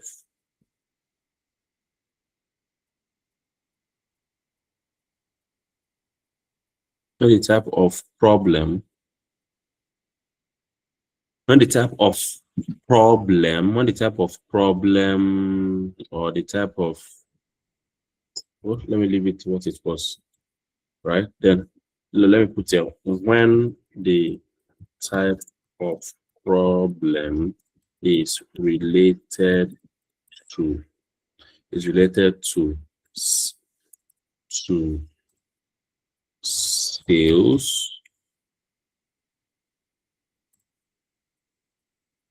sales, like poor sales or poor visibility and marketing. Okay.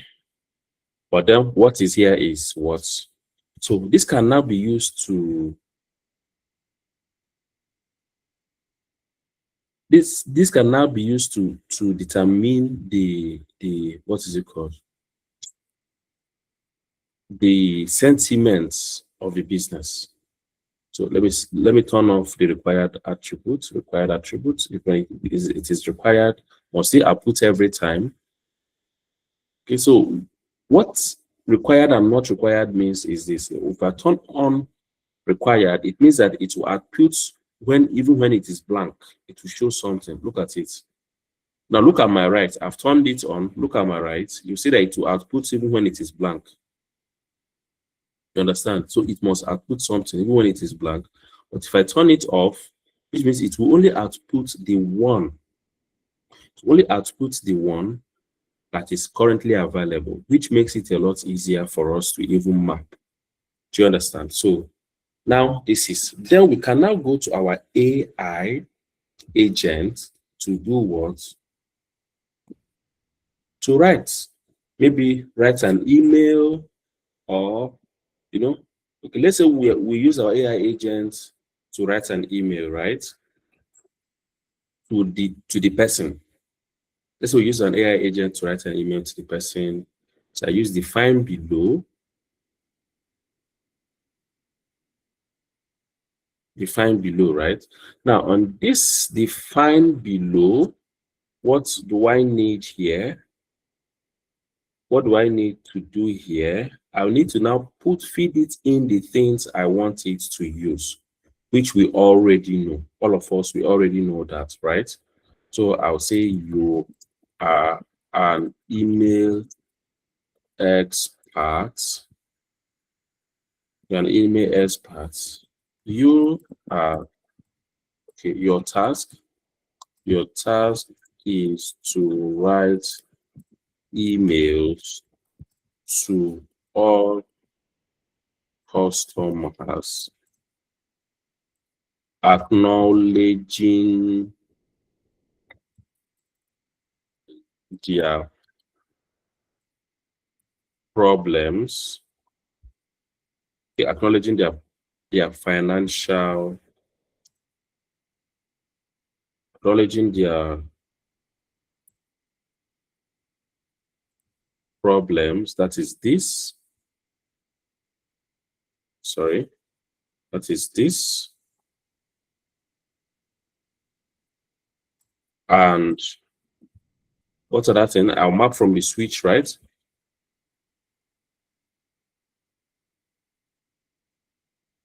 Okay, so I actually do not need this technically because it's just like something, how do I put it? Well, depending on what you need in that workflow, right? But let me put it. Okay, so what other problem do they have? What other business and the problems and, okay, the problems and business problems or business problems. Let's just go ahead, right? And okay,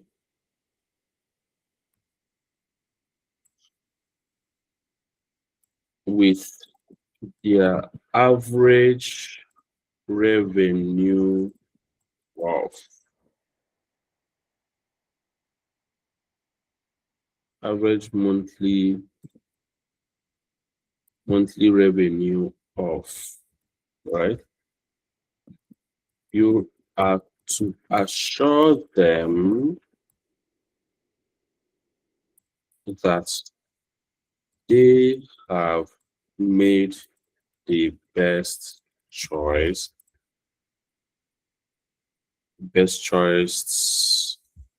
booking our services,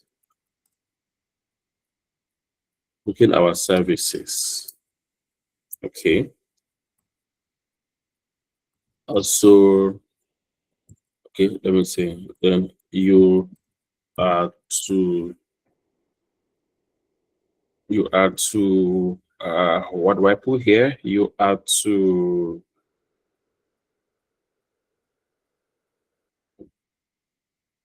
where is this? Okay, here, appointment date. You have to affirm that we will call on their preferred appointment date. Okay. Now there is something key here. I could just do this. Okay, let me do this at the same time.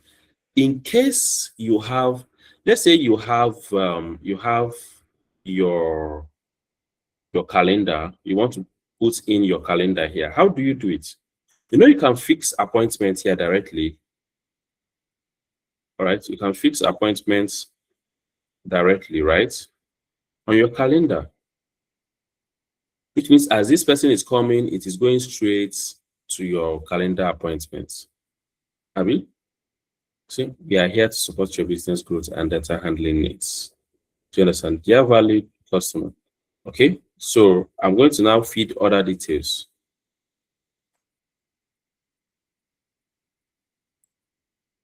This one, everybody is quiet today. Okay, to our customer, acknowledging their names. What is their name? I'll get it from here. It's your name. So let me execute again and see.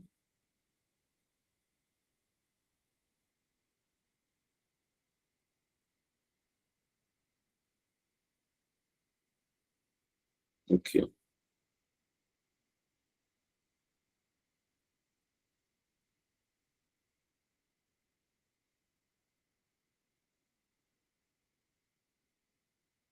Okay, so one thing here is you must output only, you must output only the email, no explanation. She understands, no explanations. Okay. There's something else I'm going to add here, which since we have entered into all these aspects today, right? Subject.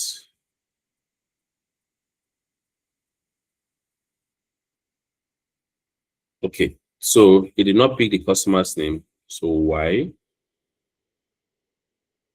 I'm going to remove this here. Acknowledging their problems. I'm going to remove this here. Okay, now say customer name. Customer name. That's a full name. Customer business problem.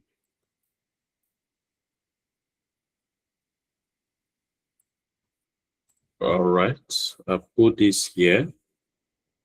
Next one I'll do is customer business problem. Okay, I'll put this here and those two.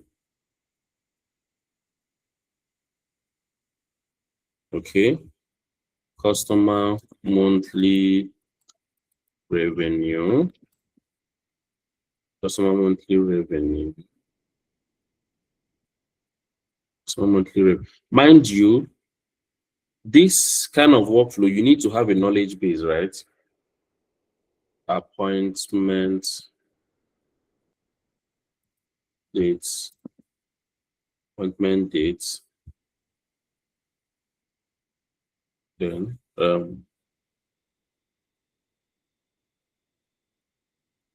customer business and this, right? Now, good. There's something else I need to add here. Now, I've been telling you people that you need to set, what is it called? You need to set, when you're sending your email, you need to make it to, like sometimes you have to output using send your email node using HTML. We've never used HTML, so let us use HTML today and see how it is going to look, right? Let's use HTML and see how it's going to look. So we are going to come here. We're going to come here and tell it to output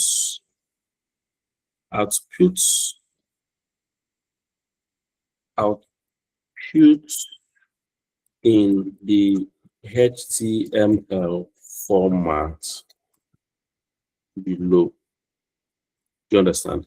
Then I will go here. I will go to AI as usual. I'll copy this go to AI. I'll copy this, go to AI, write a very simple HTML code for the AI agent node.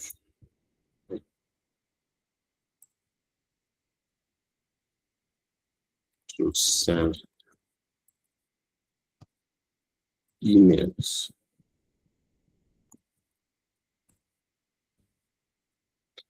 Now, this your HTML is very relative. Why I say it is relative is this. You need to maintain company identity. Do you understand? Company identity. Now, it has used business problems. Thank you for reaching out and sharing your challenges with us. We understand your point. See, okay, it actually had coded this HTML, right? It had coded it. It had coded it, right? So let me just copy this and paste. Now you see what I mean by hard coding. What I mean by hard coding is it added details to be static details. It added some details to be static details. All right. It added some details to be static details. So if I add an email node, okay, I'm now going to choose HTML. I'll choose HTML. So let me add an email node so that you see. Gmail, you see HTML now. Please, if I'm fast, tell me, let me slow down. No, because let me just send an email directly. Let me send an email directly instead of so that you see fast before I will come back to. I'll come back to correct it. Do you understand? Come back to correct it. So let me execute and open my email. And let me execute and open my email, right?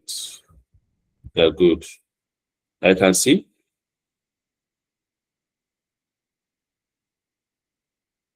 You see? So if you have a company identity, you can see how it formatted these things here. You have a company identity. If you have company identity, now this is the code, right? Sorry, this is the date the person chose for appointment. If you have a company identity, you can use your AI to make that company identity to show here. You guys remember the email I sent to you people when you submitted your assignments, how it looked, colored, blue, and all those, right? You can use that HTML code, okay? Now, why did this thing come like this now? It did not come as normal email, the way it used to come. It is because here, on this email node, look at it. It is HTML, not plain text. If I mistakenly choose a plain text and execute, look at how it will come. It will now come scattered. It will come very, very scattered, right? Now look at it. See? All right. So that is it. Then I would now answer. I would answer Will's question. I've not added that put parser here. I've not added that put parser, but I'm going to add it. And I've not added spreadsheet anywhere. So I haven't even stored this data yet. I people are tired. I haven't stored it. So we can link Airtable. My intention is to store the data on Airtable. But you people are already tired. To store the data on Airtable instead of storing it on what is it called? On spreadsheets. We store it on Airtable. So we have to open an account on Airtable. That's why I say open an account on Airtable. Then move this data instead of the spreadsheet we always use. We send it to Airtable, right? But the most important thing here you should know is you've done this. You've taken the data from Typeform, set it well, set your what is it called, your date, your data that is not in existence. You picked it and made it to be in existence, right? Which is that timestamp. Okay. For standardization, extracted your information here, wrote your email, and you sent in HTML node, right? But now we do not add output parser, so let me add output parser. And you already know how to add output parser, which is by You come here, you click require output format. You click on it, and the second tail is going to come out, another tail rather. Then you click on it and select structured output parser.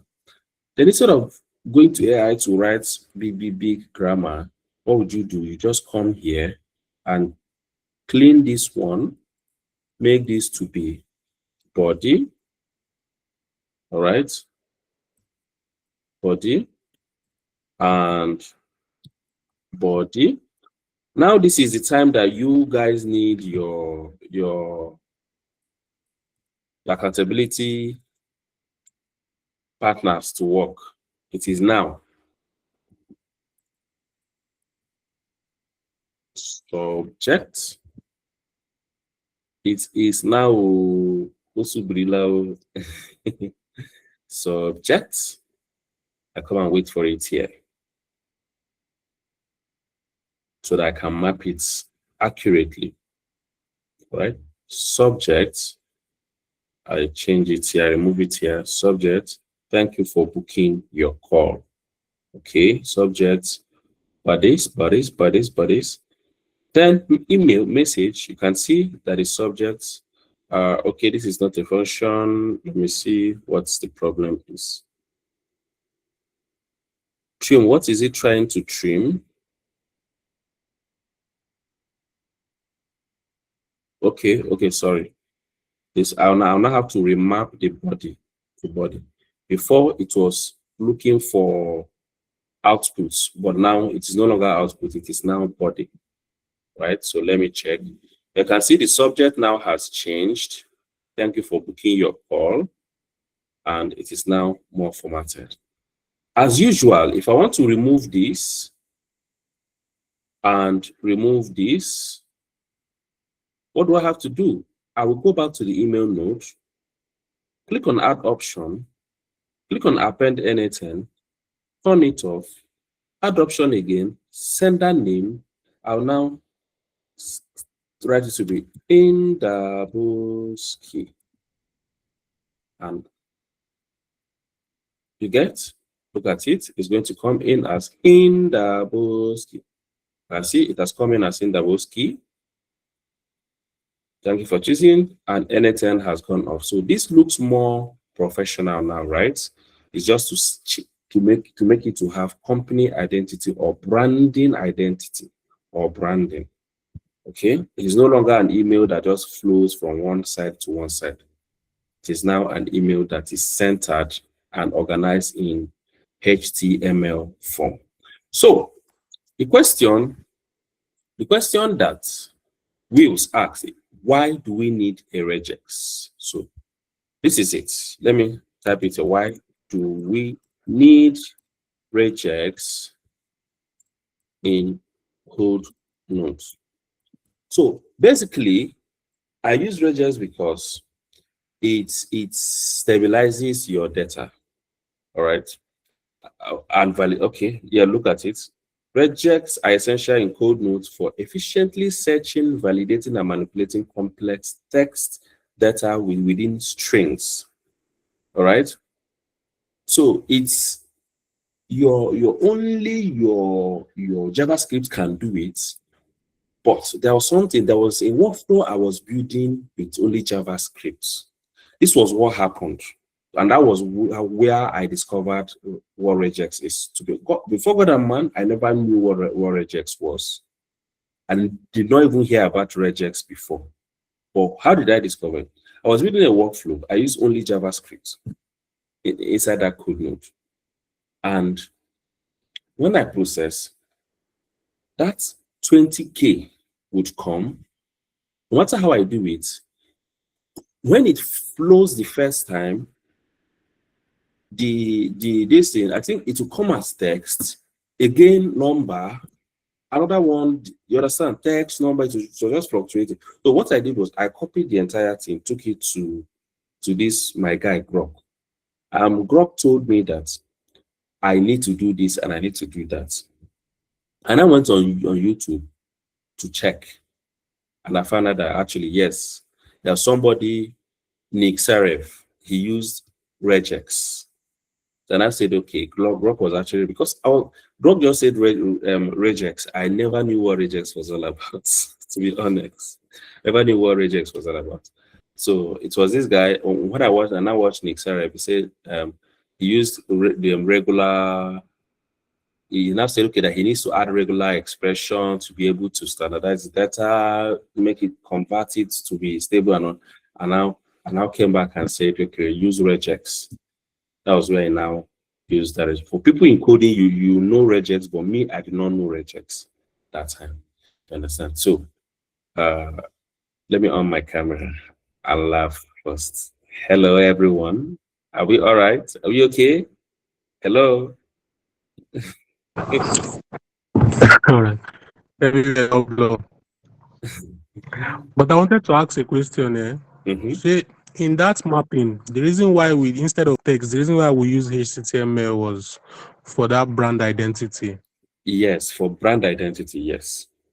So if you want to set a brand identity, maybe your company has a brand color, okay? Maybe there is brand color. Let's say my brand color is blue. Let me just, as I'm saying it, let me be doing it. Let me say my brand color is blue, right? Is blue, and I want to be using blue, or is green. What do I have to do? I'll have to come here. Yeah, normally I'll just copy it and okay, tell it to change background color to blue. Okay, and company name to be agree. Okay, Grok Onyanko. Okay.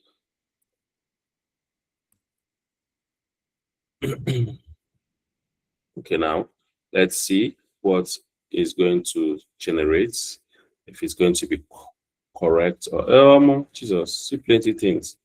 But then you can always tell it to simplify it. You can always tell it to simplify it, right?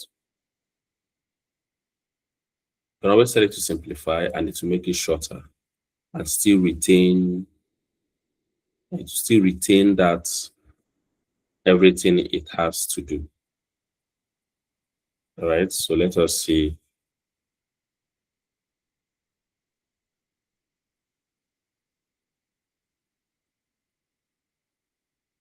Let us see. Yeah. So let me send. So you're not sharing the screen. Are you serious? I'm sharing my screen. I'm sharing my screen. Share, Are you guys not see my screen? I see your screen. We can see your it. screen. Network. I see your screen. Okay, so let's go here and see. Thank you for choosing Crop Onyanko, right? Dear so person, you see? Best regard, Crop Onyanko support team. Then he called this is an automated information email at Crop Onyanko, all right, reserved. That's that. So you can change it to any color you want to change it to. Even if you want to make this other side, this side to be blue or this side to be blue, you just tell it what and what to do for you. Understand? Okay, thank you, boy. All right, then I understand. Thank you. Okay. Okay, any further questions? So now, what this means is for every email that flies out, it is going to retain this color. For every email that flies out, it is going to retain this color, right? This exact color. So it is for brand identity, right? I believe you do receive email from companies where you see them setting color or they add pictures or things like that. You can do all that. Okay. Then secondly, you must not do it only in AI. Now, if for instance you're writing this email manually, just like we did that time, and you're not mapping from AI, what you can do is inside this message, You type everything you want to type. Okay, type everything you want to type. Then you take it to AI. Take that your word that you've typed. Remember the time we sent emails without AI, right? Take that full email that you have typed, take it to Grok or ChatGPT, tell it to generate a HTML for this email. It will generate it and include that word inside. Then you come here, select HTML, then paste the HTML inside here. When you paste the HTML inside here and fire the email will now fly as HTML code. Let me show you an example for that too. Now, that assignment you submitted, there was no AI there, but what you received was HTML. Look at this assignment you submitted. Look at the assignment automation here. Look at it. There is no single AI, right? There's no single AI, but the emails that you received were branded. Abi? The emails were branded. That is because here I chose HTML. Then inside here, I pasted full HTML inside the email node with the writing. Okay, that's what I'm trying to explain, right? Do you guys understand? May your brain never full yet.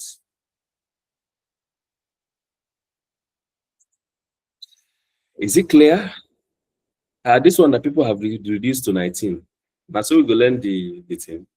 Oh, well, next class we'll enter AI proper, AI agent and all that. Then you don't have to, your brain no go dey bust again.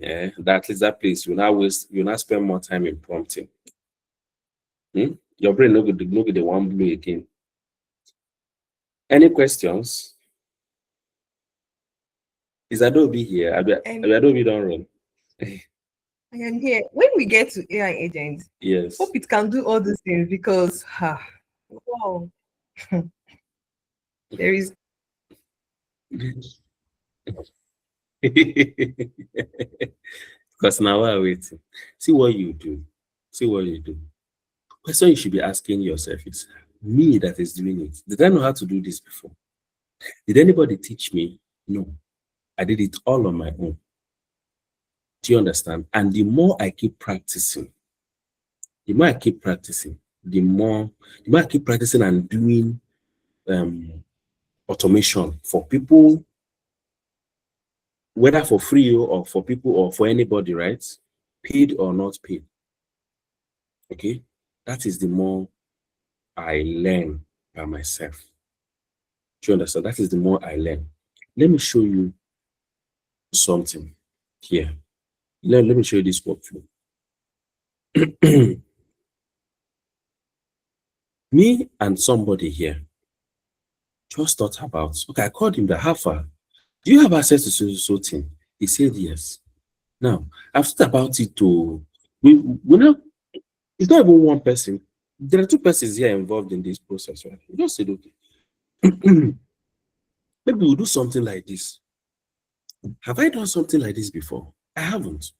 But right now, I'm having an issue, a major issue that is having a roadblock that this thing has not progressed. Okay. Now, what is this? This is, I was thinking that, okay, I can actually do automation that will be writing project work, this is for people and all those things. But when I got here, I've hit a major roadblock. Adobe, am I going to give up? I'm not going to give up. What do I have to do? I must be on it until I solve it. Now, when I solve that roadblock, right, then tomorrow I come and teach you, or maybe I'm teaching it, or you see a system somewhere, yeah, then you want me to teach you, and right, and I start teaching you or start correcting you or start telling you do it this way, do it that way, and you start thinking that this thing is rocket science. Is this? It's not rocket science anything. I'm able to now teach you because I was doing it and I hit that roadblock, and by hitting that roadblock, I resolved it. Okay? And by resolving it, I am able to do what? Teach you or correct you or tell you this is how it is, this is how it is. Okay? How many people here have I Have I guided on API? How many persons here? Have I guided on API? Maybe do one thing about API, do another thing about API. There are quite a number of persons here, right?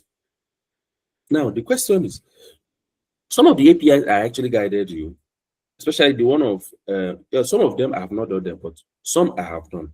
Why was I able to guide you? Did I go and meet API? It was given, even when Osas was telling me that his API was, I just laughed.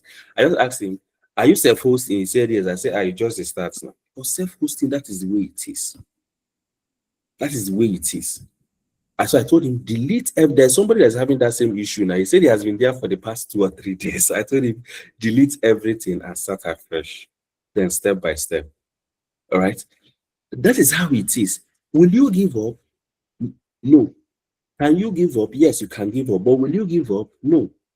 If you give up, what's will happen? Your money don't go.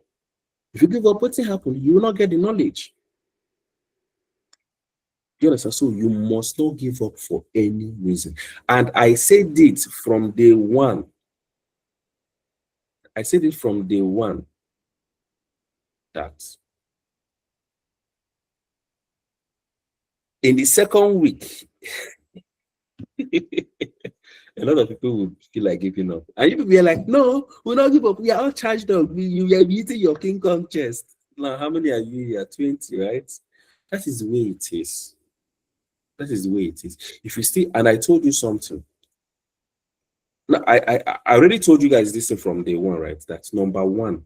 Do not ever heed to that call. There is a call calling you, calling your head to tell you, leave this class today. He will use the video to meet up. Don't listen to that voice. That voice will carry you go where you don't know. One. Number two, let me practice. No, I'll practice by 5, or I'll practice it tomorrow. I'll practice it next tomorrow. Or there is assignment. I will do the assignment with the next one together. Don't listen to that voice. I told you people all this is from day one, Abi. Did I or did I not tell you? Did I or did I not tell you all this? Day one. Go and watch the first video. You told us. I told you, don't listen to that voice. If you listen to those voices, your own is gone. I said it here. Your own is Otilo is Otilo. But some of you are listening to those voices that will tell you, don't practice today. Leave it till tomorrow. No. Instead of you to give up practicing, what will you do? Close your laptop, shut it down. Take 1 hour walk. Go and bath, come back and continue from there. When you're tired, well exhausted, you sleep. That is how these things work. It works like magic. It works like magic. That now, it happens to me a lot. I don't know about some of you, and I'm very sure someone like Osas and IG, even you, Adobe, it should be happening to you. In fact, everybody, it should be happening to you. And that thing is, you're working on something now, your head is clouded, your head don't full. It's difficult. You leave it. Do you realize that when you are resting and when you are sleeping or when you want to sleep, an idea will come to your head that, oh, why don't I do it this way? Or if I do it this way, it will work. Ideas will start coming to your head. That is because you're dedicating time to it. Please, if you have started noticing this thing, just say that you have started noticing it. If anyone here has started noticing it, that you'll be stuck on something, maybe the assignment I will give to you, you're stuck, but you're trying to do it, then you will now go and rest. Not that you've given up, but you just go and rest or take a walk. Then later on, idea will come to your head how to fix it. I did not bring that idea into your head that time, but because you were practicing, that was why that idea came to your head. Right? That is how it works, like magic. Okay? Any questions?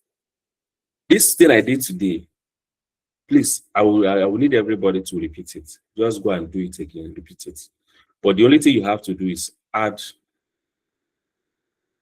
Exactly. Most times, just leave my space around. Yeah.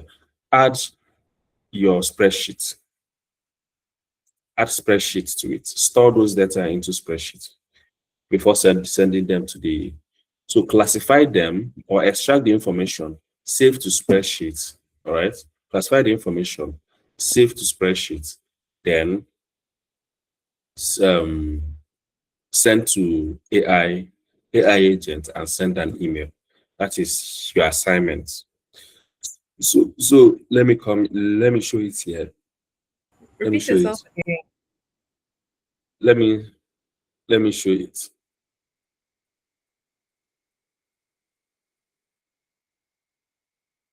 Workflow 22, right?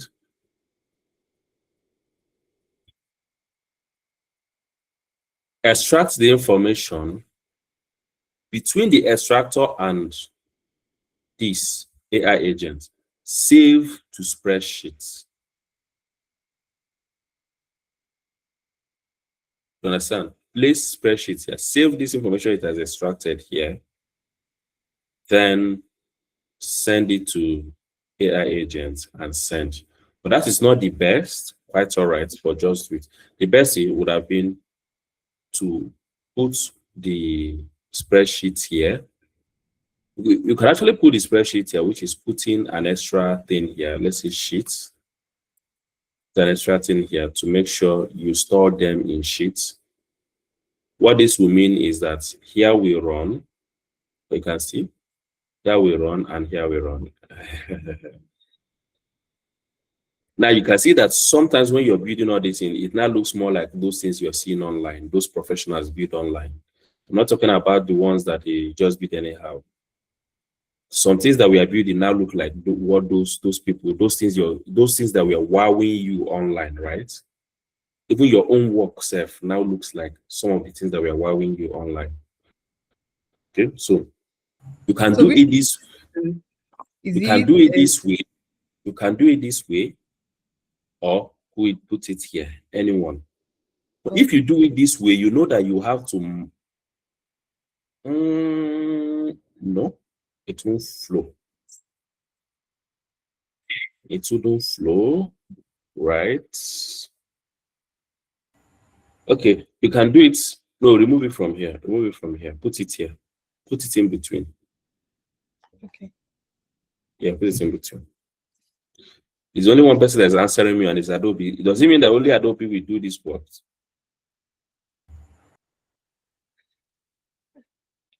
People are tired. No, we'll do it. We'll do it. We'll do it. Across the assignment. Adobe say people are tired. Why would they be tired? Is it not your money you're enjoying? Did you pay to come and get tired? Everybody's head is full. But wait, too, you're just listening and it's full. But what about me that is thinking, practicing at the same time? Shouldn't my head now bust? I'm busy while my head is getting bigger. You've already learned it, so we are just getting new to the system. We are new to the game. But let me be honest with you, right? You see this AI, you see this AI automation, teaching AI automation, right? See this thing I showed you this night. I doubt, I'm not saying for sure, I doubt you would actually, I did not even write it as part of what I was going to teach you. If you check, the meeting today was blank. It was blank, right?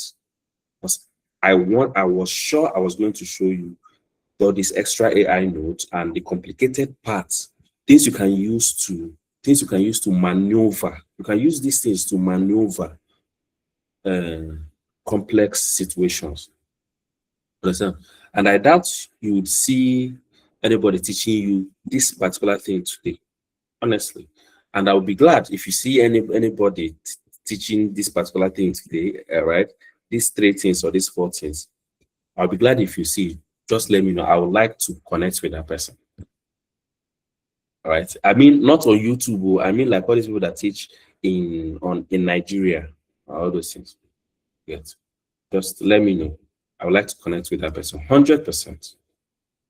I'm open to work. Even if you're in Tanzania or you're in Ghana, you're in the US, you're in UK, anywhere you are, you want to set up AI Automation Academy. All right. I did game, or you want to start, business purpose. I did game. Let us collaborate. Excuse me, sir. How did they? I don't know.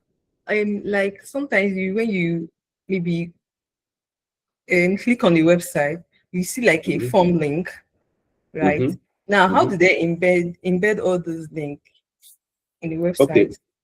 Okay, so that is the web builder. Is anyone here? Does anyone here build websites? Does anyone here, Stewart? You're here, right? Aside Stewart, does anybody else build websites? Okay, Stewart is not here. Does anyone else build websites here? So that is for the web builder, right? If you check here on that type form, let me share my screen again. Sorry, let me share my screen. If you check on type form here, okay, type form gives you option to embed sharing. I think when you click on share, it gives you that option to choose what you want. If you want to embed it, look at, okay, embed in an email, share the link, embed in a web page. Do you understand? Embed in a web page. Now, when you click on embed in a web page, you have to go through this. But then there's, I think, yeah, there's a way it should get connected. Yes, look at the embedding link. You copy this code and go and paste it in that area on your website. Okay. Or you just copy this link, depending, you copy this link here, also go and host on your website. If it's N8N, you copy that N8N production link, go and host it on your website. If it is Google, you copy the Google link, go and host it on your website. Okay, as an AI automation specialist, like it is not your job to do that. No. It is not. It is not my job because I'm not a web builder. Except it's something that except it's something you're going extra to be. Maybe you're a vibe coder, you're a web builder or something. Then you have to do those things. But it is not your job. Now it is like you're a back end developer. Oh, okay. It is more like you're a back end developer. So you provide all the necessary details. The web manager will use the links and every other thing he will use. You provide them. Oh, okay. Thank you. You're welcome. Any other person? Any other question? So I want to ask people, when do we do presentations? Do you just come as class is holding on? We do presentations. So I wanted to ask you about the accountability partner. You asked me to remind you later today. Okay, yeah, that's true. Please, who else here doesn't have accountability partner?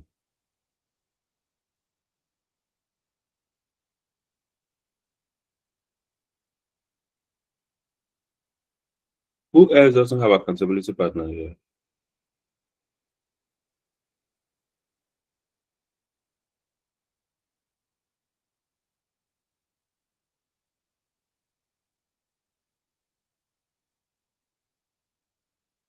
Nobody? Only you. Okay, whose accountability partner is not functioning here? The accountability group is not functional. Indicates. Also, you're going to start reshuffling.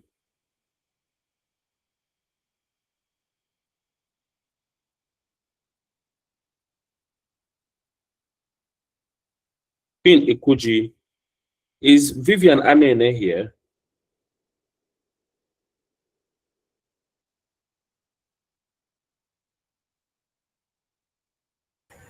In my own group, it is only 3 people. I've forgotten their names actually. Are they functional? In fact, we are not functional actually. Okay.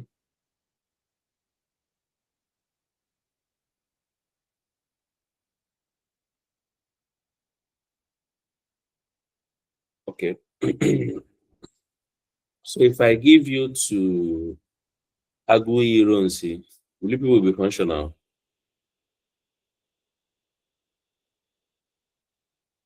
Pin Ikuji, if I give you to Agui Ronsi, will you people be functional? 3 of you is Adobe, Agui, and Queen. You raise I your think hand. we are the ones that will make it functional. It is not left for anybody. Yes, now.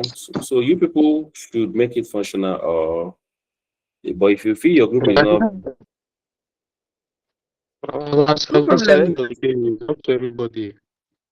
And if you're okay, you know what I active, would you know what I would do? okay. Adobe, you said you're only 3 of you, right? Yes. Okay. Godwin, join them. Nicholas. Okay. Nicholas, do you have accountability group? Yes, I Godwin, do. send a message on the group. I do. I have. Is the accountability Okay, group I functional, will, no Nicholas? wahala. You know, we don't. If any of us in all of us in that group there, we are always busy working, except we have any issue or something. We dey chat, but not just once we gotta do something.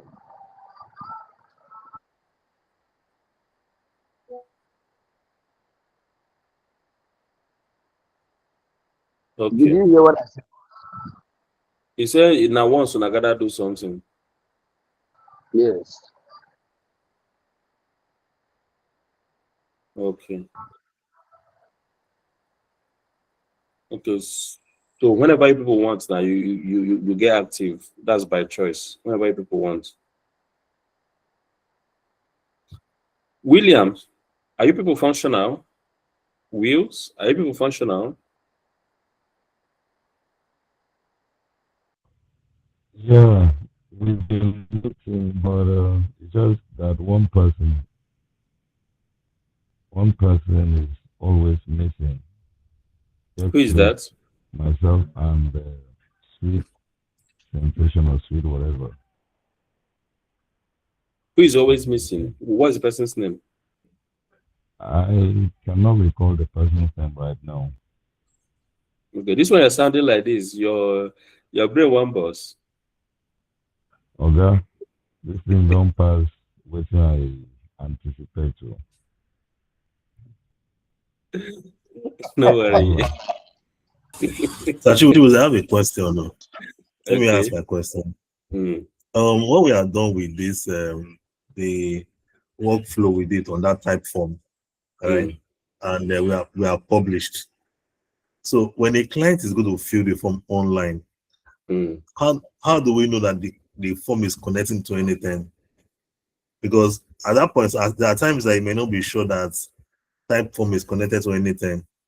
So when the client is filling, if there's a disconnect, it means that the form will not go through. Is there any way to guarantee that the form is connected to anything? Question now is okay. Let me share my screen. Question now is should there be? Would there be? Okay. Then if there will be a situation like this, you go to your error handling. I talked about error handling, right? Settings. Yes, you did. Yes. We try and fail. That means whenever it disconnects, whenever there is an error on it, it would notify you. Okay. Yeah. So let me try this. Okay, this I used only answers, right?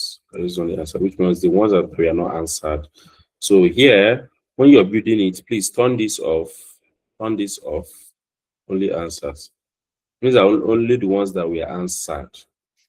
Now that was why that gender did not show. You know, I did not make those things required fields, right? So I did not choose the gender, and that's why it did not appear, because here it showed only answers. You get. Okay. Then the login the type form must always be logged in and open. If it's logged out, will it still connect? It cannot connect to anything if it is logged out here. On this here, it must be logged in here. It must, and make sure that here is green. Yes. Make sure that here. So why I use type form is that I wouldn't want us to run through this class from beginning to end, and we're only using Google every time, because you're going to have to use other platforms as well. And these platforms, you can take them, but then while taking them as your CRM systems, you have seen their close similarities with your Google that we've been using, right? You've seen their close similarity. Sorry, with what we've been using. The type form is just the same thing with anything form. Okay, just a little bit different.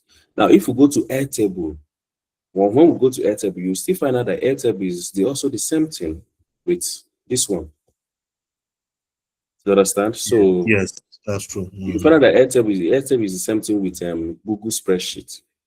Right? If there was time and we'll start using, I've personally not used HubSpot, but if I see a work that needs HubSpot today, I'll still link in HubSpot. Of course, yes. I will link Salesforce. I will link all of them because it is the same thing. It's in my ideology. And from next week, I'll be giving, for those who want to chase for jobs, from next week I'll be mandating. It's just me saying I'm mandating because at the end of the day, it's your choice to do or not to do. I'm giving you platforms where you at least register on them. And I will not be sending them in the group. I'll be saying them here, so that when I say them here, those that attend there will be the ones to. Will that not be wickedness? Let me say them in the group. Where you can register, where you can, apply for jobs with your. Now, if you are a virtual assistant before now, or executive assistant before now, or process manager, or all those things, now what you can do is you don't wipe out those ones, bring them together, use them to apply. You're going to do all this, okay? Everything I promise you, I will do. Don't worry. And question is, now that we are tired, why do you know this much more? If you now enter AI voice agent, where you have to link it to anything, what will now happen? That means I should not even bother going into AI voice agents. That's what it means. Please, we'll do it. William go tell me, say, boss, I don't just understand this thing again. All right, that's fine. So any further question before we close for the day and we meet? For the sake of this, I'll be Friday. I have an appointment Friday, 8 p.m. For the sake of this, would you people be available on Friday, 3 p.m. Friday? 3 p.m. Nigerian time Friday. Okay, we can have a Q&A session, question and answer session on Friday, 3 p.m. For me, I will be available only in the evening. Please, don't forget that. So from morning till 4, will not be available. Evening is okay. Friday is Valentine. Not Friday, Saturday. Oh, well, we'll enjoy our Valentine now in our class. So I have an appointment on Friday evening. It's an appointment that I cannot miss, actually. An appointment I cannot miss. So that's why I said, ordinarily I would have said Friday night. But I have that appointment Friday late evening. It's a meeting. It's a virtual meeting, so I cannot miss it, honestly. Okay, and I would like to hold that question and answer session before the Saturday class. Okay. So we'll just try and manage Friday, 3 p.m. How about people that will go to work? Adobe, do you go to work? How? Am I jobless? No. The fact that you don't go to work doesn't mean you're jobless now. You can be happily jobless. You don't know what being happily jobless means. That means you work from home. Even if I work from home, we are occupied. I don't know that 3 p.m. Friday, we don't work from home too. Well, okay. What about people that go to work? Are you talking about people that go to work or people that go to work?